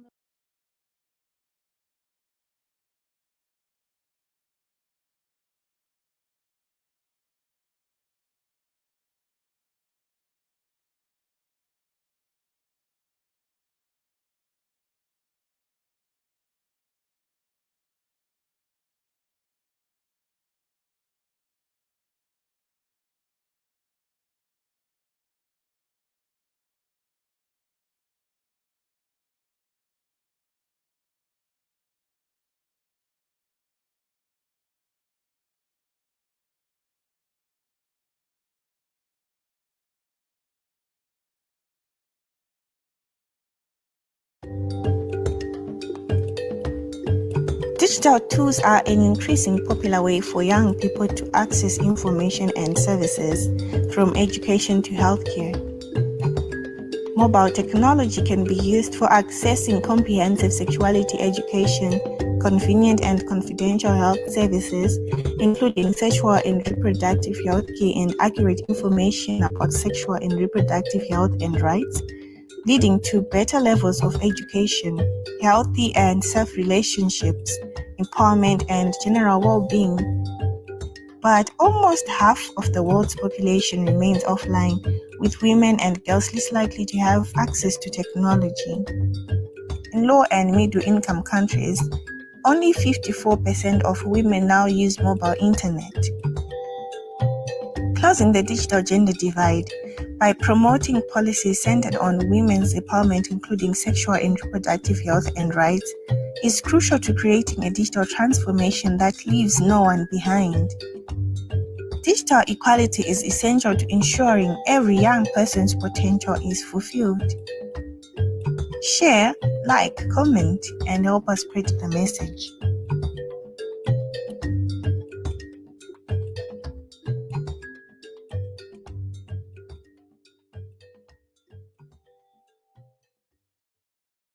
My name is Phyllis Obwire. I coordinate the Holistic Action Project for Adolescents. I'm based in Kitale office working for DSW Kenya. Holistic Action Project for Adolescents is all about empowering the young adolescents. And the main goal is to reach 7,000 young adolescent boys and girls aged 10 to 14 in Kilifi and West Pokot counties. Some projects that were adversely affected by the pandemic. And we had to change some strategies. We had to adapt to the situation just to ensure that we rolled our work. So we had to become more innovative, especially when providing information to the young people. Initially, we could hold meetings with the young people, but currently we are opting for virtual meetings. We are having the use of social media, the Facebook chats, Twitter storms, and all that, just to ensure that the limitation in number does not hinder us from doing our work. We really want young people to access the sexual reproductive health services. We still work with the facilities to ensure that the services are available, the supplies are available, and the youth-friendly services are provided to the young people. Yeah, so in as much as access to services was affected, it's something that we still reach out to the young people, encouraging them to access the services, and also using our youth-friendly services where young people can freely access and get the services that they need. Yeah, but generally, COVID-19 pandemic really affected our work, especially in terms of the meetings that we used to hold.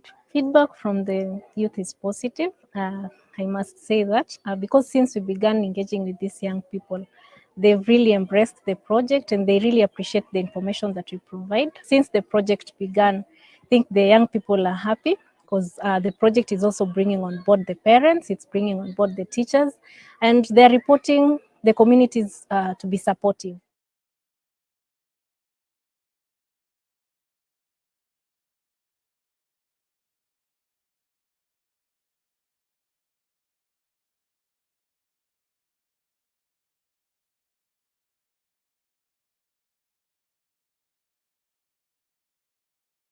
My name is Phyllis Obwire. I coordinate the Holistic Action Project for Adolescents.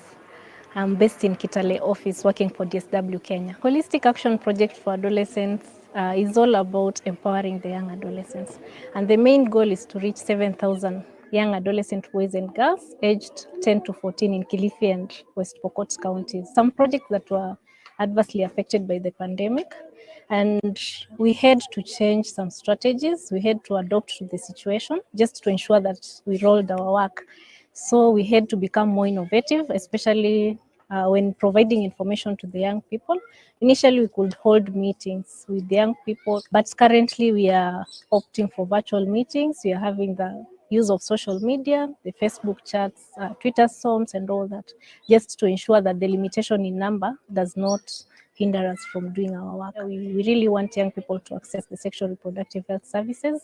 We still work with the facilities to ensure that the services are available, the supplies are available, and the youth-friendly services are provided to the young people. Yeah, so in as much as access to services was affected, it's something that we still reach out to the young people, encouraging them to access the services, and also using our youth-friendly services where young people can freely access and get the services that they need. Yeah, but generally, COVID-19 pandemic really affected our work, especially in terms of the meetings that we used to hold. Feedback from the youth is positive. I must say that because since we began engaging with these young people, they've really embraced the project and they really appreciate the information that we provide. Since the project began, I think the young people are happy because the project is also bringing on board the parents, it's bringing on board the teachers, and they're reporting the communities to be supportive.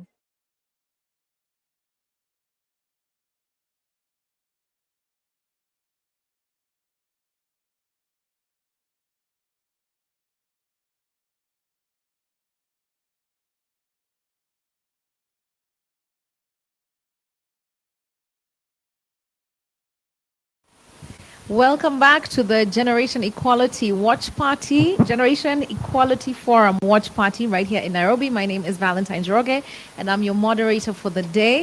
It was so exciting watching the Parisian conversation. I loved that woman from Zambia talking about girls' education. We must be at the table. She's so fired up.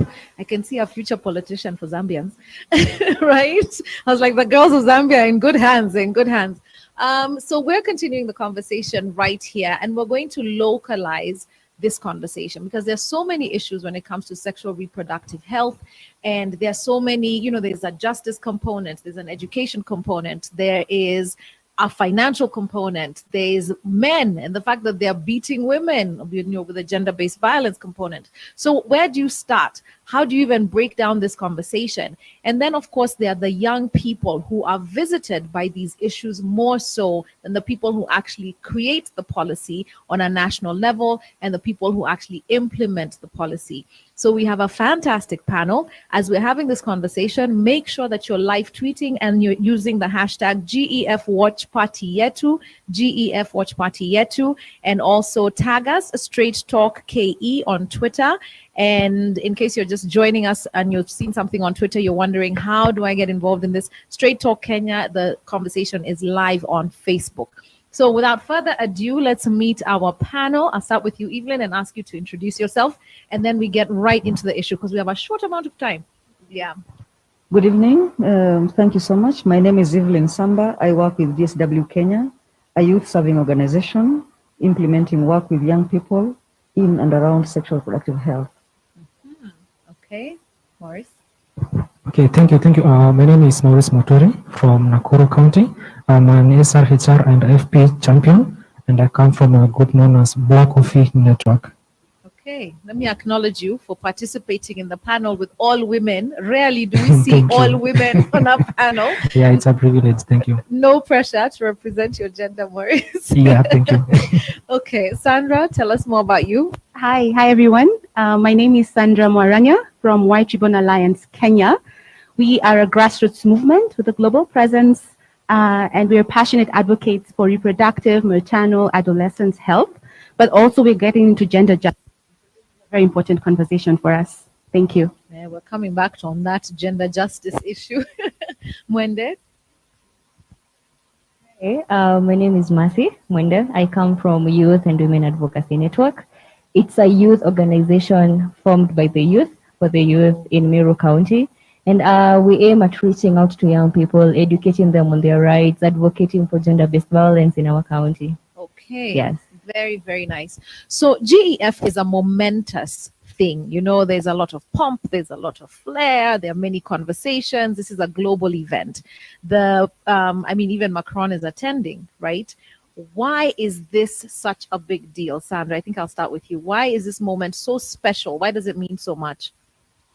Valentine, this is a very unique moment. I will use a COVID term, unprecedented moment. Nice. And why I say this is because for the first time, it's easy to say that, we had the Beijing platform and we had the ICPD, which are also moments for gender equality, moments for women's and girls' health. But why this is important and why this is unique is because for the very first time, we are at the table. Who is we? Women, girls, civil society, media, private sector. It is not a state agenda. It is a multi-stakeholder agenda. In fact, the whole forum and the whole initiative is being called global.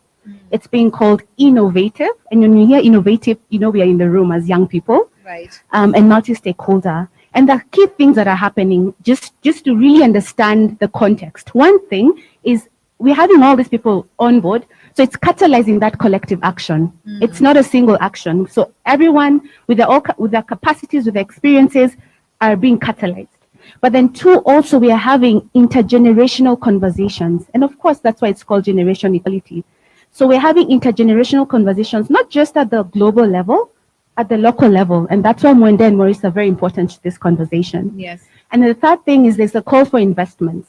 Right? We always say, we make a lot of commitments, but then what happens next? The investments, the resources is key. And so during this conversation, there's a call for both public investment, so your governments need to put money in, like we're hearing in Kenya, but then also private sector, so philanthropies, the private sector bringing in money to actually commit to gender equality. That is very unique.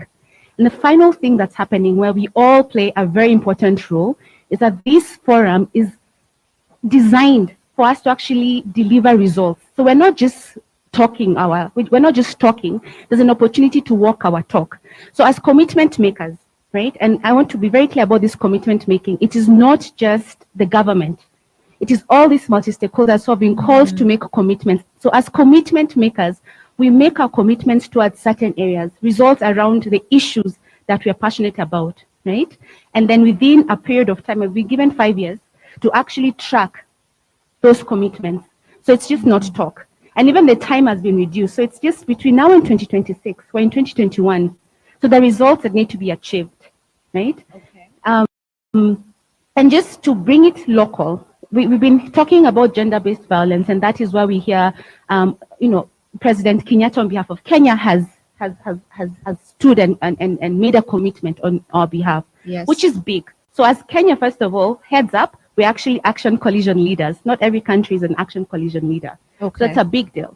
So we need to mobilize around that, right? So anything GBV, which has the specific goals as set by the platform, what are we achieving? Is it prevention? Is it sustainability around that? Is it strategies for survivor-based initiatives? We are rallying around that. But also let's not forget, even as we're doing this, it's not just about GBV. There are 5 other key areas which are all interconnected. We have economic justice and rights for women and girls. We have technology and innovation for gender equality. We have organizing the feminist movement, and we have bodily autonomy and sexual and reproductive health rights. So all of these intertwine. So there's a call to action, and I think I'll just end by saying there's a call to action, and it's not just us holding governments accountable. We also need to hold each other accountable because we've been given a moment, I told you it's very special, to put our commitments forward, and we work together towards meeting those commitments, almost like advocacy or project or,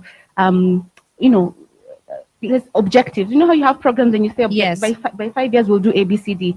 This is what this is doing, and that makes it very special. Okay. Evelyn, let's come to you. When we hear these issues, like this moment sits on a 26-year-old moment, which was the Beijing conference. The same issues were being discussed then. GBV, sexual assault, education of girls. We had songs, take your girl child to school, all these things. Have we made gains? What are some of those gains in 26 years? Yeah, so it's been 26 years for sure, a long time indeed. And progress has been made. There's been lots of gains, but that doesn't mean we are there yet. So we've made good progress. We can say at least the foundational progress or gain that has been realized since 26 years ago is the realization that when you talk about gender equality, you're actually talking about a human right. I think that sets the tone for the kind of conversation that should be happening even at the generation equality. I like that. It's not a gift. It's not a gift. It's not a favor anybody's doing anyone. It is a human right. And when it is premised on that understanding, then we are also recognizing that if it is a human right, then it serves to protect women and girls. It is central for the development of societies. It is key to economic growth. Right. It is key to enjoying all those things that accrue us just because we are human. So here we're talking about both men and women, both boys and girls. Okay. So that's the first gain, that for once the world has come that far and recognized we are talking about human rights here. Okay. I think so gender equality as a human right, that's a tweetable gain, right? Okay. Go on. Okay. I think looking ahead, we would then say with pride that we have now in place instruments that safeguard this thing we're calling gender equality, which we have just said is a human right. So we have protections in law. Right. We have protections in policy and in numerous treaties that around the world countries have assented to, constitutions that are working, legal provisions that cement this issue when we talk about gender inequality. I think that is a critical game that we can talk about. Mm. We can also talk about the operationalization of those provisions. Okay. We are saying we have legal instruments, but then they've been made alive in many, many spaces within our countries. For instance, we have investments in infrastructure that would afford us that step to be able to now hold ourselves accountable and say, if our policy says this, if the law says this, do we have the basis for which then we can demand that it is actually actualized? So we have institutions that have been established and resourced. Okay. And investments made in that. The question would be, is that enough? We will get to that, I'm sure. Yeah, we'll get to that. The other gain that we can talk about is that over and above it being a human right and being spoken about in our policies, and our constitution, by the way, for the benefit of everyone, is actually primed as a human rights document, as a gender equality document. You look at our Article 10, it is explicit there. And many other sections of the Constitution, the Bill of Rights. So it is really, really located within our Constitution, which is a really foundational document for us. Okay. If you bring that down to our communities and our families, gender equality, or if you like, gender inequality, is being confronted both at community level, but even at household levels. So we have men and women, partners, couples, boys and girls, looking gender inequality in the face and saying this is an injustice. So that when, as we had in the opening ceremony, a young girl talking about how it is that girls are not able to go back to school. Yes. It is now being cited as a major rights. And development, even as a country, how do we consider ourselves developed if some of our population is just not having access to some basic resources? Okay. Yeah, so in short, I would say we've come a long way. We've made good progress, and we can look back with pride and say, since 26 years ago, these are the things that we can say have changed in the narrative when we talk about gender equality. Okay. Right. Okay. We're talking about 26 years ago. We're talking about things that are affecting young people. The young people are here. You haven't said anything. Maurice, I think we start with you. Let me ask an intrusive question. How old are you? If I was a lady, I would lie, but I'm 26 years old. You're 20. Oh, wow. So you're born the year of Beijing. Yeah. Okay. Evelyn's just told us that people are having these conversations about gender equality. Can you say that, especially as a youth, you're a youth champion for SRH issues, can you say that you're having these conversations with your peers, with your girlfriends? Are you talking about contraception? Are you talking about, do you see each other fully as peers, as equals? Thank you. Yeah, we do have those conversations, and the level of conversation I see that is the thing that matters. Because we are living in an area whereby as young people we have access to a lot of information, like we are being fed a lot of information. But the main question should be like, what are we doing with this information? I like that. Okay. You see, like consumption of the information nowadays to young people is so hard. For instance, if when I was growing up, I never used to ask my mom like, you know what, mom, and what is happening to me, Then coming to this era, young people, they don't ask questions to the right people. I'd say that try kwenda sana online, we are Googling everything, following the procedures and coming up with our own ways of handling what you're dealing with during the transition period that we are living in. So you find we do talk, and I'd say like if right now we can have mostly investment when it comes to youth-friendly services, because these are places where young people can have access to information and services at the same time that are quality, it's appropriate, and it means that the person who's giving you the information is well acquainted to what he or she is telling you, rather than sitting to the groups huko hivyo nje mekamtani ile bezi yenu.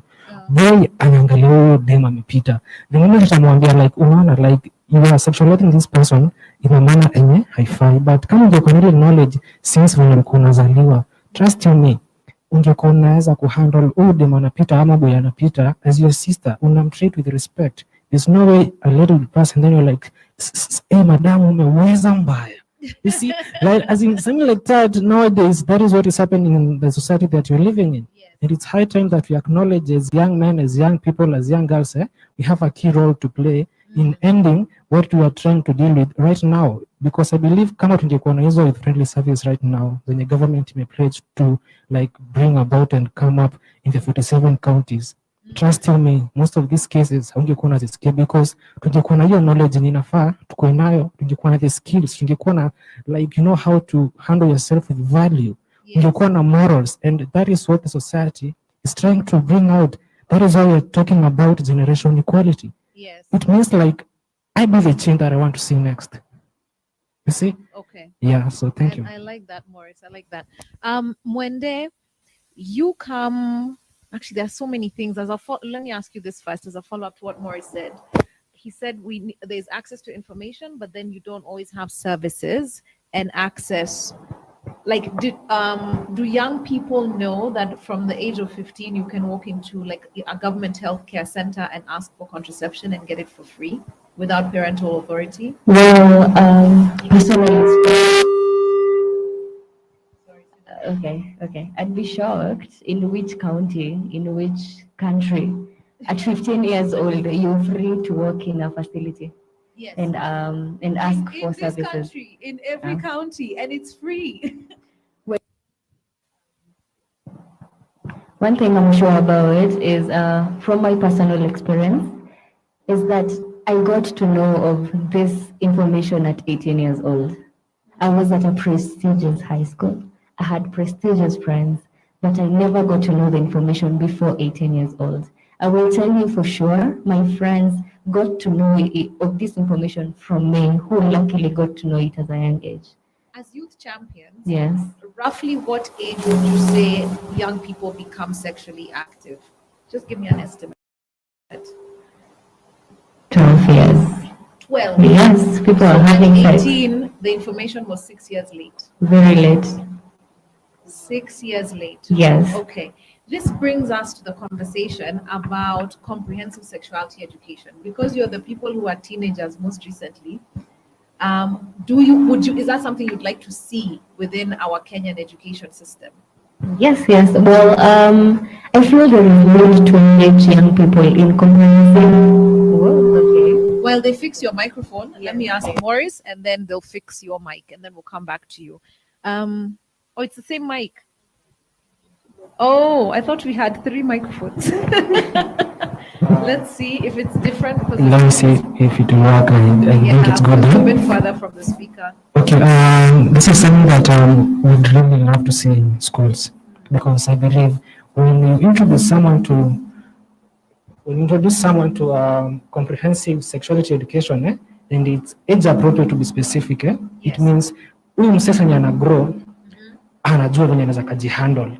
It means from that tender age, mse venye ana grow, anajua akiona certain changes in his or her body, anajua venye atazitackle. It means this person at any particular time, akijipata in a certain situation, anajua venye anaweza handle. For instance, umeingia kwa class ama kwa daro, when you dem unajua stories za nini? SRH. When you boy unajua stories za nini? SRH na CSC. Alafu unapata huyu boy amekuja amekumhandle tu, like amekuja and then akarub against you na akavuka. Unaona, ungekuwa na hii knowledge ungefanya nini? So ungeweza kujidefend, ungeweza pay uende uambie kani mwalimu, this is what has happened to me. Lakini nowadays, like what is happening, maybe you are in that period and your blood man is boiling and then you're like umeguzwa hivi, so what is na nikani be feel poor, so hata ufeel kama umekuwa harassed ama something imefanyika, umeenda tu na emotions zako, niko umefeel poor kabisa, ndio decide hivi ndio wase waga wana feel. What will be next? Okay. As young people, to like to explore new things, but we need to explore like to like something that is guiding us, because to me, when you talk about CSC, naona guideline whereby young people tutaweza kujua vile tutajihandle from a tender age until so we grow up and then you decide to become a mother or a father. And I think that is something that the government really needs to invest in right now, because era tuko nayo, let us assume like it is not like young people are not sexually active. Trust you me, we're very sexually active. Very sexually active. It's happening day in, day out. So the policy makers are delusional when we are saying watoto wasiambiwe, tukiwaambia wataanza. walikuwa wanasema tunafunza Kumbe watu tabia umeanza. mbaya. Tulianza kitambo. Maybe hata it started from your era only That that should be the hashtag. Tulianza kitambo. kilifanyika ni hii stuff ilianza kitambo, but what happens ni kitambo wasee never used to come up. Kukuwa na hiyo a lot of information sharing like right now on social media, but it used to happen. But a is happening right now ni rate ingine ngori sana, like it's so fast and so fast that when nimekwambia information and consumption in two different things. A lot of information hatujui tutaconsume information yote. Ni kama uweko kwa buffet and then umeweka tu chakula zote hivi na ni siku yako ya kwanza kwenda kwa hiyo hoteli, my friend, utapata mpaka umeweka chai ya maziwa, umeweka ndimu. Yeah, that is Okay, my I like that example. You don't know what you're doing. Chaya maziwa na ikandimu. Okay.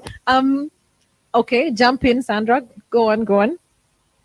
I'm hearing one, there's a norms because clearly there's a disconnect between what's really happening on the ground where young Policy makers, yes. adolescents are having sex. In fact, preteens are having sex, but that is like a no-no when we're having policy conversations because the conversation of age of consent, age of access to contraception, access to other SRHR services becomes Which is why young people must be at the table having the conversation.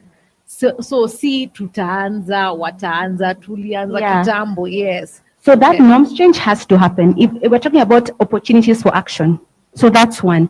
But two, I'm also hearing if we expand access to age-appropriate, comprehensive sexuality education, that will remedy so many things. And let me locate it within the GBV conversation, because what we find in Kenya in the advocacy space is the comprehensive sexuality education is usually partners who are really not doing GBV work. Right? GBV work is for guys who are doing FGM, teenage pregnancies, which is the GBV, and other harmful cultural practices. Right. But what are we saying here? We're saying if our young people, adolescents, because young people are diverse, so adolescents, preteens, young adults, have access. So it's accessibility, it is available. It's actually availability. First, are there those youth centers and trained personnel to have to conduct these conversations, the services, the supplies, the products, access to that.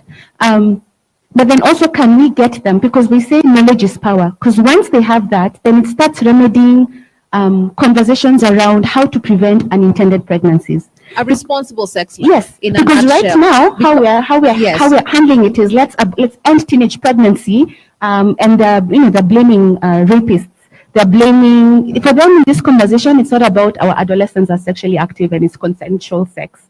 It is our adolescents are getting pregnant because there's something wrong. Which is an element of it, but ultimately, adults have sex. Yeah. So as you're raising your child to become an adult, it just follows that you should prepare them to manage a sex life because they will have one. Exactly. Right? To me, it's so basic. It's like you will manage money, you will manage a sex life. Exactly. So you will that is manage your diet, like, adolescent self-care, right? So self-care is having access to that information, which you have a right for access, but having the ability to make the right decisions using that information. And that is missing, and we need investment in that. I also think within the CSC curriculum, because I've looked for it and found it, there's a conversation about gender equality and men and women, boys and girls being peers. So like you're talking about gender equality being a human right. We can start that conversation from so early, which has a huge impact in GBV later on in life and in how we conduct our homes. Okay. You mentioned that we have 5 years. How are we going to remain accountable, Evelyn? Or let's talk accountability.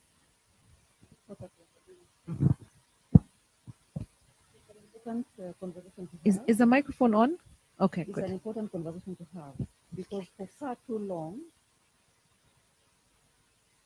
I think maybe hold it up. Just try it. For far too long.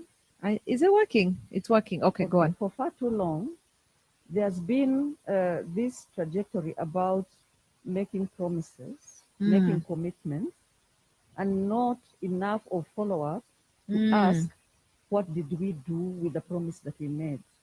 How far into the promise did we go? And whom did it benefit?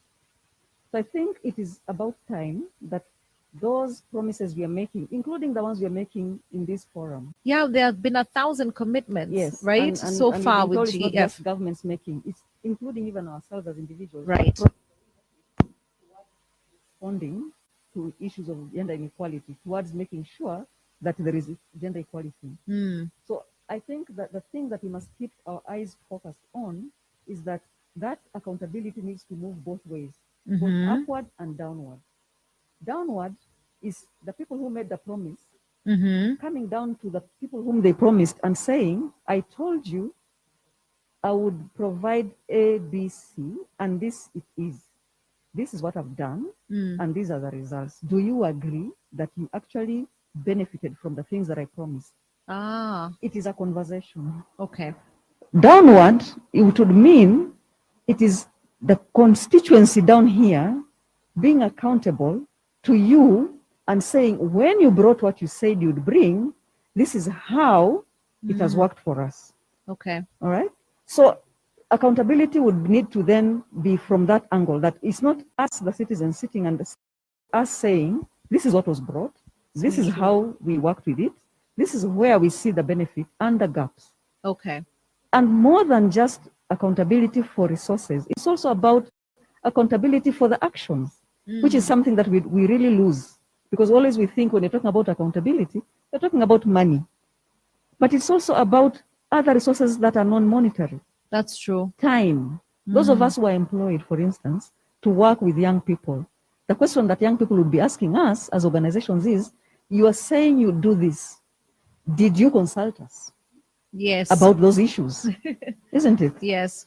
Were we at the table when you were saying this is our need? Did we input into that? Okay. So I think that conversation about accountability is so broad that sometimes we lose a lot of the facets because we focus too much on the money and the resources. Yes.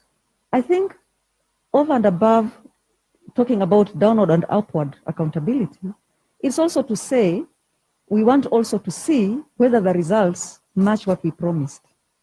All right? So here we are, a couple of weeks back, we promised as a government, as a country, that we would invest a certain figure into ensuring that gender-based violence becomes a thing of the past. Now, later on, when we come back to talking about that figure that was promised, we should be asking, to what was it committed to? Was it made available when it was needed? Because there are all issues around that. Because we know for a fact that sometimes even when resources have been put in a kitty, accessing them is another story altogether. Right. So was it made available when it was needed? And when it was made available, we even want to go beyond and ask which segments of the community or the society benefited from this. Okay. All right? So it is a very deep conversation that we need to have around accountability. The tracking and also data-based decision making. Yes. So that when we track and say, all right, so the government invested 23 billion towards gender-based violence eradication. How much of that was spent towards the survivors? Right. Or Like did it creating go- shelters. shelters, Yes. Treatment, providing care, providing psychosocial support, Okay. equipping, because we have also talked about gender inequality, and also linked to that is the issue of gender-based violence, Right. and economic issues. So many of the women who are surviving gender-based violence today, for instance, have a serious shortage of economic means. Right. Then they continue to dwell in those abusive relationships. And then their children are at risk So it because if becomes they a cycle. leave, then they're, with a relative or Yes. something, are they safe in that environment? Are the children welcome? Or are you a liability? There's so many questions. Yes. Justice So is a if we are problem. committing to respond to gender-based violence by throwing 23 billion into it, the questions that some of us would be wanting to ask, because we know to be able to respond to gender-based violence fully, you must also address the economic issues around that woman. How much of that has actually gone to support women to be able to earn a livelihood so that they can say no to violence? Yes.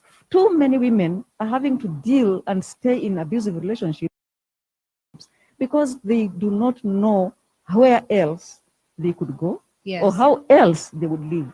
Mm. All right. Okay. So Okay. tracking around the resources, its expenditure would be a key issue.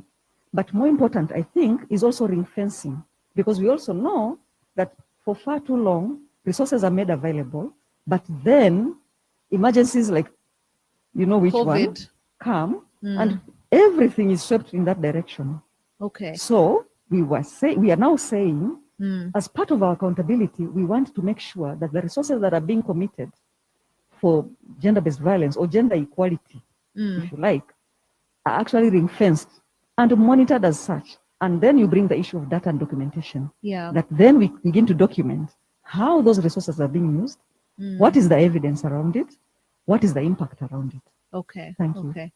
This is not really the conversation that we're having, but COVID has taught us so much about the vulnerabilities of women and girls when it comes to a pandemic, where the initial response is like, oh, all humans are like this, so let's give everyone, let's keep people at home, blah, blah, blah. But we've seen GBV went up. More girls have not reported back to school than boys. So it just highlights that when something happens, the lives of women and girls change more drastically than those of boys and men. Yeah. I want to come back to you, Mwende. I hope the microphone works at this time. Where you come from in Meru, FGM is an issue. And this is also something that we've seen our president talk about. And even a few months ago, he signed something with the Samburu community to eradicate FGM. Is it still a major issue in Meru? What's being done there? Oh. Well, FGM was a very big issue, I'd say 1.5 years ago. I want to clap. What? 1.5 years ago. Okay. It was a really big issue. It still is an issue, but it was a really big issue 1.5 years ago. So what changed? All right. Did COVID help? No, actually COVID is 18 months old as well. Yes, I know. So right before COVID came in, young people from Meru, or should I say our organization, Youth and Women Advocacy Network, down with Njuri Ncheke. Okay, explain who that is to the people who don't know. Yes, as we all know, in Meru community, or as per our culture states, we have a circle of men, a group of men who decide what should be done in the community, who talk to gods, who used to talk to gods in the previous lives, who direct on what should be done on issues domestic violence, on issues family issues. Okay. So Njuri Ncheke is a really big determinant in the Meru community. Okay. Yes. It's the governing authority. Yeah. Okay. Yeah. Got it. So we had a sit down, we had a talk with Njuri Ncheke. I will tell you the truth, it wasn't easy. It's the hardest chase we ever had to do. We chased them up, down, east, west, north, south. It was the hardest chase, but finally we got them. Okay. And when we did, we had to lower ourselves down. We had to be humble and listen to the men of our community. And one thing I remember standing out for them was that young people need to go back to the cultural ways. Young people need to start listening to the people, to the older generation. Okay. And when we posed the question that what do they, luckily we had a number of them who were professors, a number of them are well learned, and they were like, that is a conversation we were willing to have with you. And as from today, we pledge our support to fight FGM with you. So we got their support, and they have been fighting with us for that period of time ever since we got them. Yes. I like that. So this is a learning, I guess, for all the young people in the room. Engage those old wazes. They seem boring, but to find them and talk to them, and it can make a huge difference, because 18 months, like FGM has been an issue for so long, and then now you make a difference. You see, before we talked to them, we were at 54% of FGM. 3 in every 15 girls would go through the cut, but right now we are at 31% of FGM. So 1 in every 15 girls is going through FGM. So that is a really standout, and I will tell you the truth. Si rahisi kuongelesha wababa wazee ni wagumu. Okay. But if you sit down with them and you listen to what they have to say, and you share what you have to say with knowledge, with words that they want to hear, then trust me, you will work with them. Okay. Yeah. I really like that. I really, really like that. Sandra, you want to say something? Jump it. No, really, I'm just impressed because that is the essence of the intergenerational conversations that we're Right. talking about, and this is the moment. So there is your example. It's worked, Mhm. and there's much more, especially when we're talking about this difficult conversation around sexual reproductive health. Let's engage these elders. Let's also engage the moral police, like the religious leaders, Yes. and maybe some politicians, because those are Because the they're ones really in the way Yeah. of like comprehensive sexuality education. Yeah. So I Yeah. think there's also a community conversation there that I think Okay. that's my learning from Okay. Wendy's. Morris, let me ask you a question we don't usually ask the men. What ways can the national government and county governments address sexual and reproductive health issues such as teen pregnancy? Usually we talk to girls about teen pregnancy. We don't talk to the guys. And new HIV infections among young people. And I'm asking you because you're in the space. And when we look at HIV prevalence in teenage girls, it's triple, sometimes quadruple the rate it is in their male peers. So you're in the space. Yeah, what do you think the national government can do, and what do you think the county government can do? Okay, thank you. It's really good that we are talking this conversation when we are dealing with issues to do with equality. So I still go back to my main point: comprehensive sexuality education. That is key. That is the umbrella of what we are discussing right now, because I tend to believe comprehensive sexuality education, which is age appropriate, it has a lot of components. That is when we talk about teenage pregnancies, we talk about FGM, we talk about violence, we talk about relationships. And you know, if we have that aspect whereby to acknowledge we have CAC in schools, then it means tutakuwa tumekuwa na very like a milestone whereby young people right now tungekuwa tunasema new cases of HIV and AIDS, simply because let me tell you something. It's simple. It's not like young people, they're lacking the information. But I'd say like young people right now, we are kind of ignorant. Tumesema hizi vitu tumezijua sisi zote, tumezisoma, so what are you guys telling us? And the reason nimesema hivyo is because if you like, ukichukua mtu mzee kwenda kuongea with the younger generation saizi ama young people, you'll find that hawa wase wadogo kiona happen wanatenda ku relate na sisi youngsters sana tukiongea nao rather than wale watu wazee. So that is my main point whereby I say as young people tukichukua these spaces, we fight for CAC in schools. We go there right direct to the policymakers. We say this is what we want. This is how it should be done. Then I tend to believe tutakuwa poa. Let me give you an example. Like in Nakuru County, we previously met with the members of the county assembly, whereby we are looking at the reproductive health and how much is allocated in the budget. Then nilishtuka kusikia like, you know what, the reason why we tuzikuwa na a lot of funding in RH in Nakuru County is because we have a lot of money bouncing back to the treasury. Okay. And I was like, okay, a lot of money bouncing back na hapa hivi Nakuru pia with the friendly services na center ziko chini. But coming to where like a knowledge perspective of it, you'll see makosa ya nani, national government ama the treasury ama the county government. You can see most of the time when it comes to budget, it's a long process. And the moment we as young people can understand like dealing with policies and issue to do with budgetary allocation, it's a long process and they need mentorship so that we can at least know when to chip in and when to like articulate our issues. Inaweza kuwa ni process poa sana. So one of the things in maybe it's because of there's delay in disbursement of funds when it comes maybe to the treasury kuvo juu kabisa. Then ikifika huku hivi kwa ground, you find pesa imefika lakini haini yote ya kutumika yote imalizike. So at any particular time you can find makosa inaweza kuwa ni yetu pia sisi as young people because hatuku follow up during the right time, na pia makosa inaweza kuwa ni from the national government whereby kuna late disbursement of funds. But going back, kama ni kufight teenage pregnancy, new HIV infection cases in Kenya, CAC mimi hiyo kwangu nimeshikilia na siachili. CAC is the way to go. Okay. And yani lazima tu ikuwe age appropriate comprehensive sexuality education. Mi hapo sitoki. Thank you, Morris.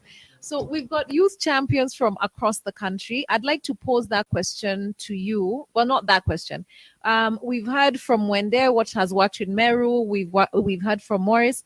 What would work in your county, or what has worked in your county when it comes to sexual reproductive health rights and education? What has worked? I'll start with you, the lady in pink from Laikipia. Are you from Laikipia? Where are you from? You're from Nairobi. Can we hear from Nairobi last? I feel like we hear from Nairobi a lot. Is someone from Laikipia? Somebody from Nyandarua? There were 5 counties, right? So Laikipia, Nyandarua, and then we'll hear from Nairobi. And can we pass the microphone? No one is putting their hand up. I just pick on you. Gentleman in blue, where are you from? Niwewe, yes. You're from Nairobi. Okay, we'll hear from Nairobi then. What has worked in your experience? Thank you. My name is Steven Debo. Just go on and maybe put it like this. Okay. My name is Steven Debo. I'm from Simama Community-Based Organization.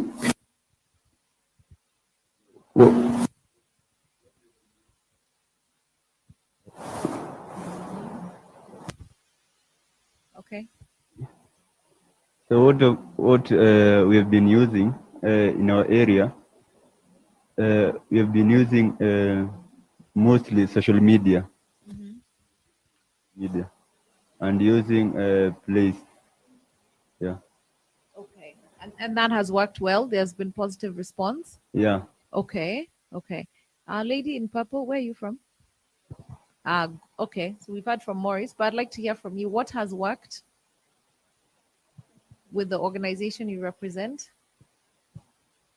Like from my organization, maybe cases like maybe of teenage pregnancies. So there was this case of a boy who was sodomized by a man, but okay, and ended up being jailed because of that. So The crime. the crime. Okay. So that was a very scary case. That was my first time. Okay. Yeah. Okay. Well, at least the prosecution worked. Yeah. That's also quite rare that the Yeah. prosecution worked. It seems we've lost some of our young people. So I'll come back to the panel and ask you for your closing remarks because I'm being told we're out of time. Can you believe it? Evelyn, do we start with you? And then we just come this way and finish.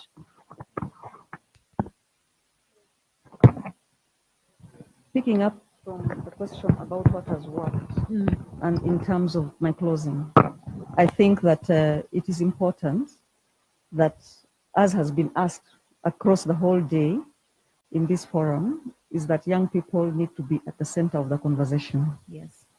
But in terms of the center of the conversation, to do what? Because they are saying, we understand our issues, we know what works for us. So allow them to inform the conversation. While they sit at the table, let them inform the conversation. And once we have heard from the young people, I think one of the things that should be prioritized across the board is that investments in young people spaces where they can access what he's calling age-appropriate information, relevant information to their needs.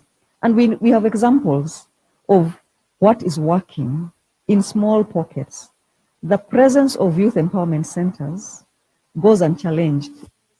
It provides opportunity for young people to come together, learn from themselves as peers. So long as they have access to the correct information, they become ambassadors of change for themselves. That's true. Twin that with youth-friendly service provision, so that when they are in those youth empowerment centers, they're able to then get the information that they need in a manner that they need. And in a language In a language that yeah? understands, speaks to them, and in a form that is appropriate to them. For me, I think that would be central. But let's also acknowledge that gender inequality is an injustice. It must stop, and it needs to stop right now, right here. Okay. Amen. Amen. Thank you, Evelyn. Morris, your closing remarks? Involvement, me, I'd say as young people, if we are to push for anything and everything in this nation, lazima to concluded right from design whereby tunasema tunaanzia hapa mpaka huko chini kwa implementation and monitoring and evaluation. Because tukilack at any of these stages, then it means that was not meaningfully engagement. And a quick one, like from where I come from Nakuru, we did a social accountability exercise. And we visited 2 facilities, that is Naivasha, and that is Gilgil Sub-County, and Bondeni Dispensary. And we looked at the aspect of service delivery and what young people, the society at large, was saying about the service delivery. How did they feel concerning the service providers? How was the quality of the service that they were accessing? Wakatupatia the information, their feedback. Then we went back tukakuja now for a feedback session after some 5 months, I think. And then they were like, you know what, service hapa hivi imekuwa poa. Siku hizi young people tunapatiwa service poa, hakuna discrimination. Since we were saying kuje muongee story.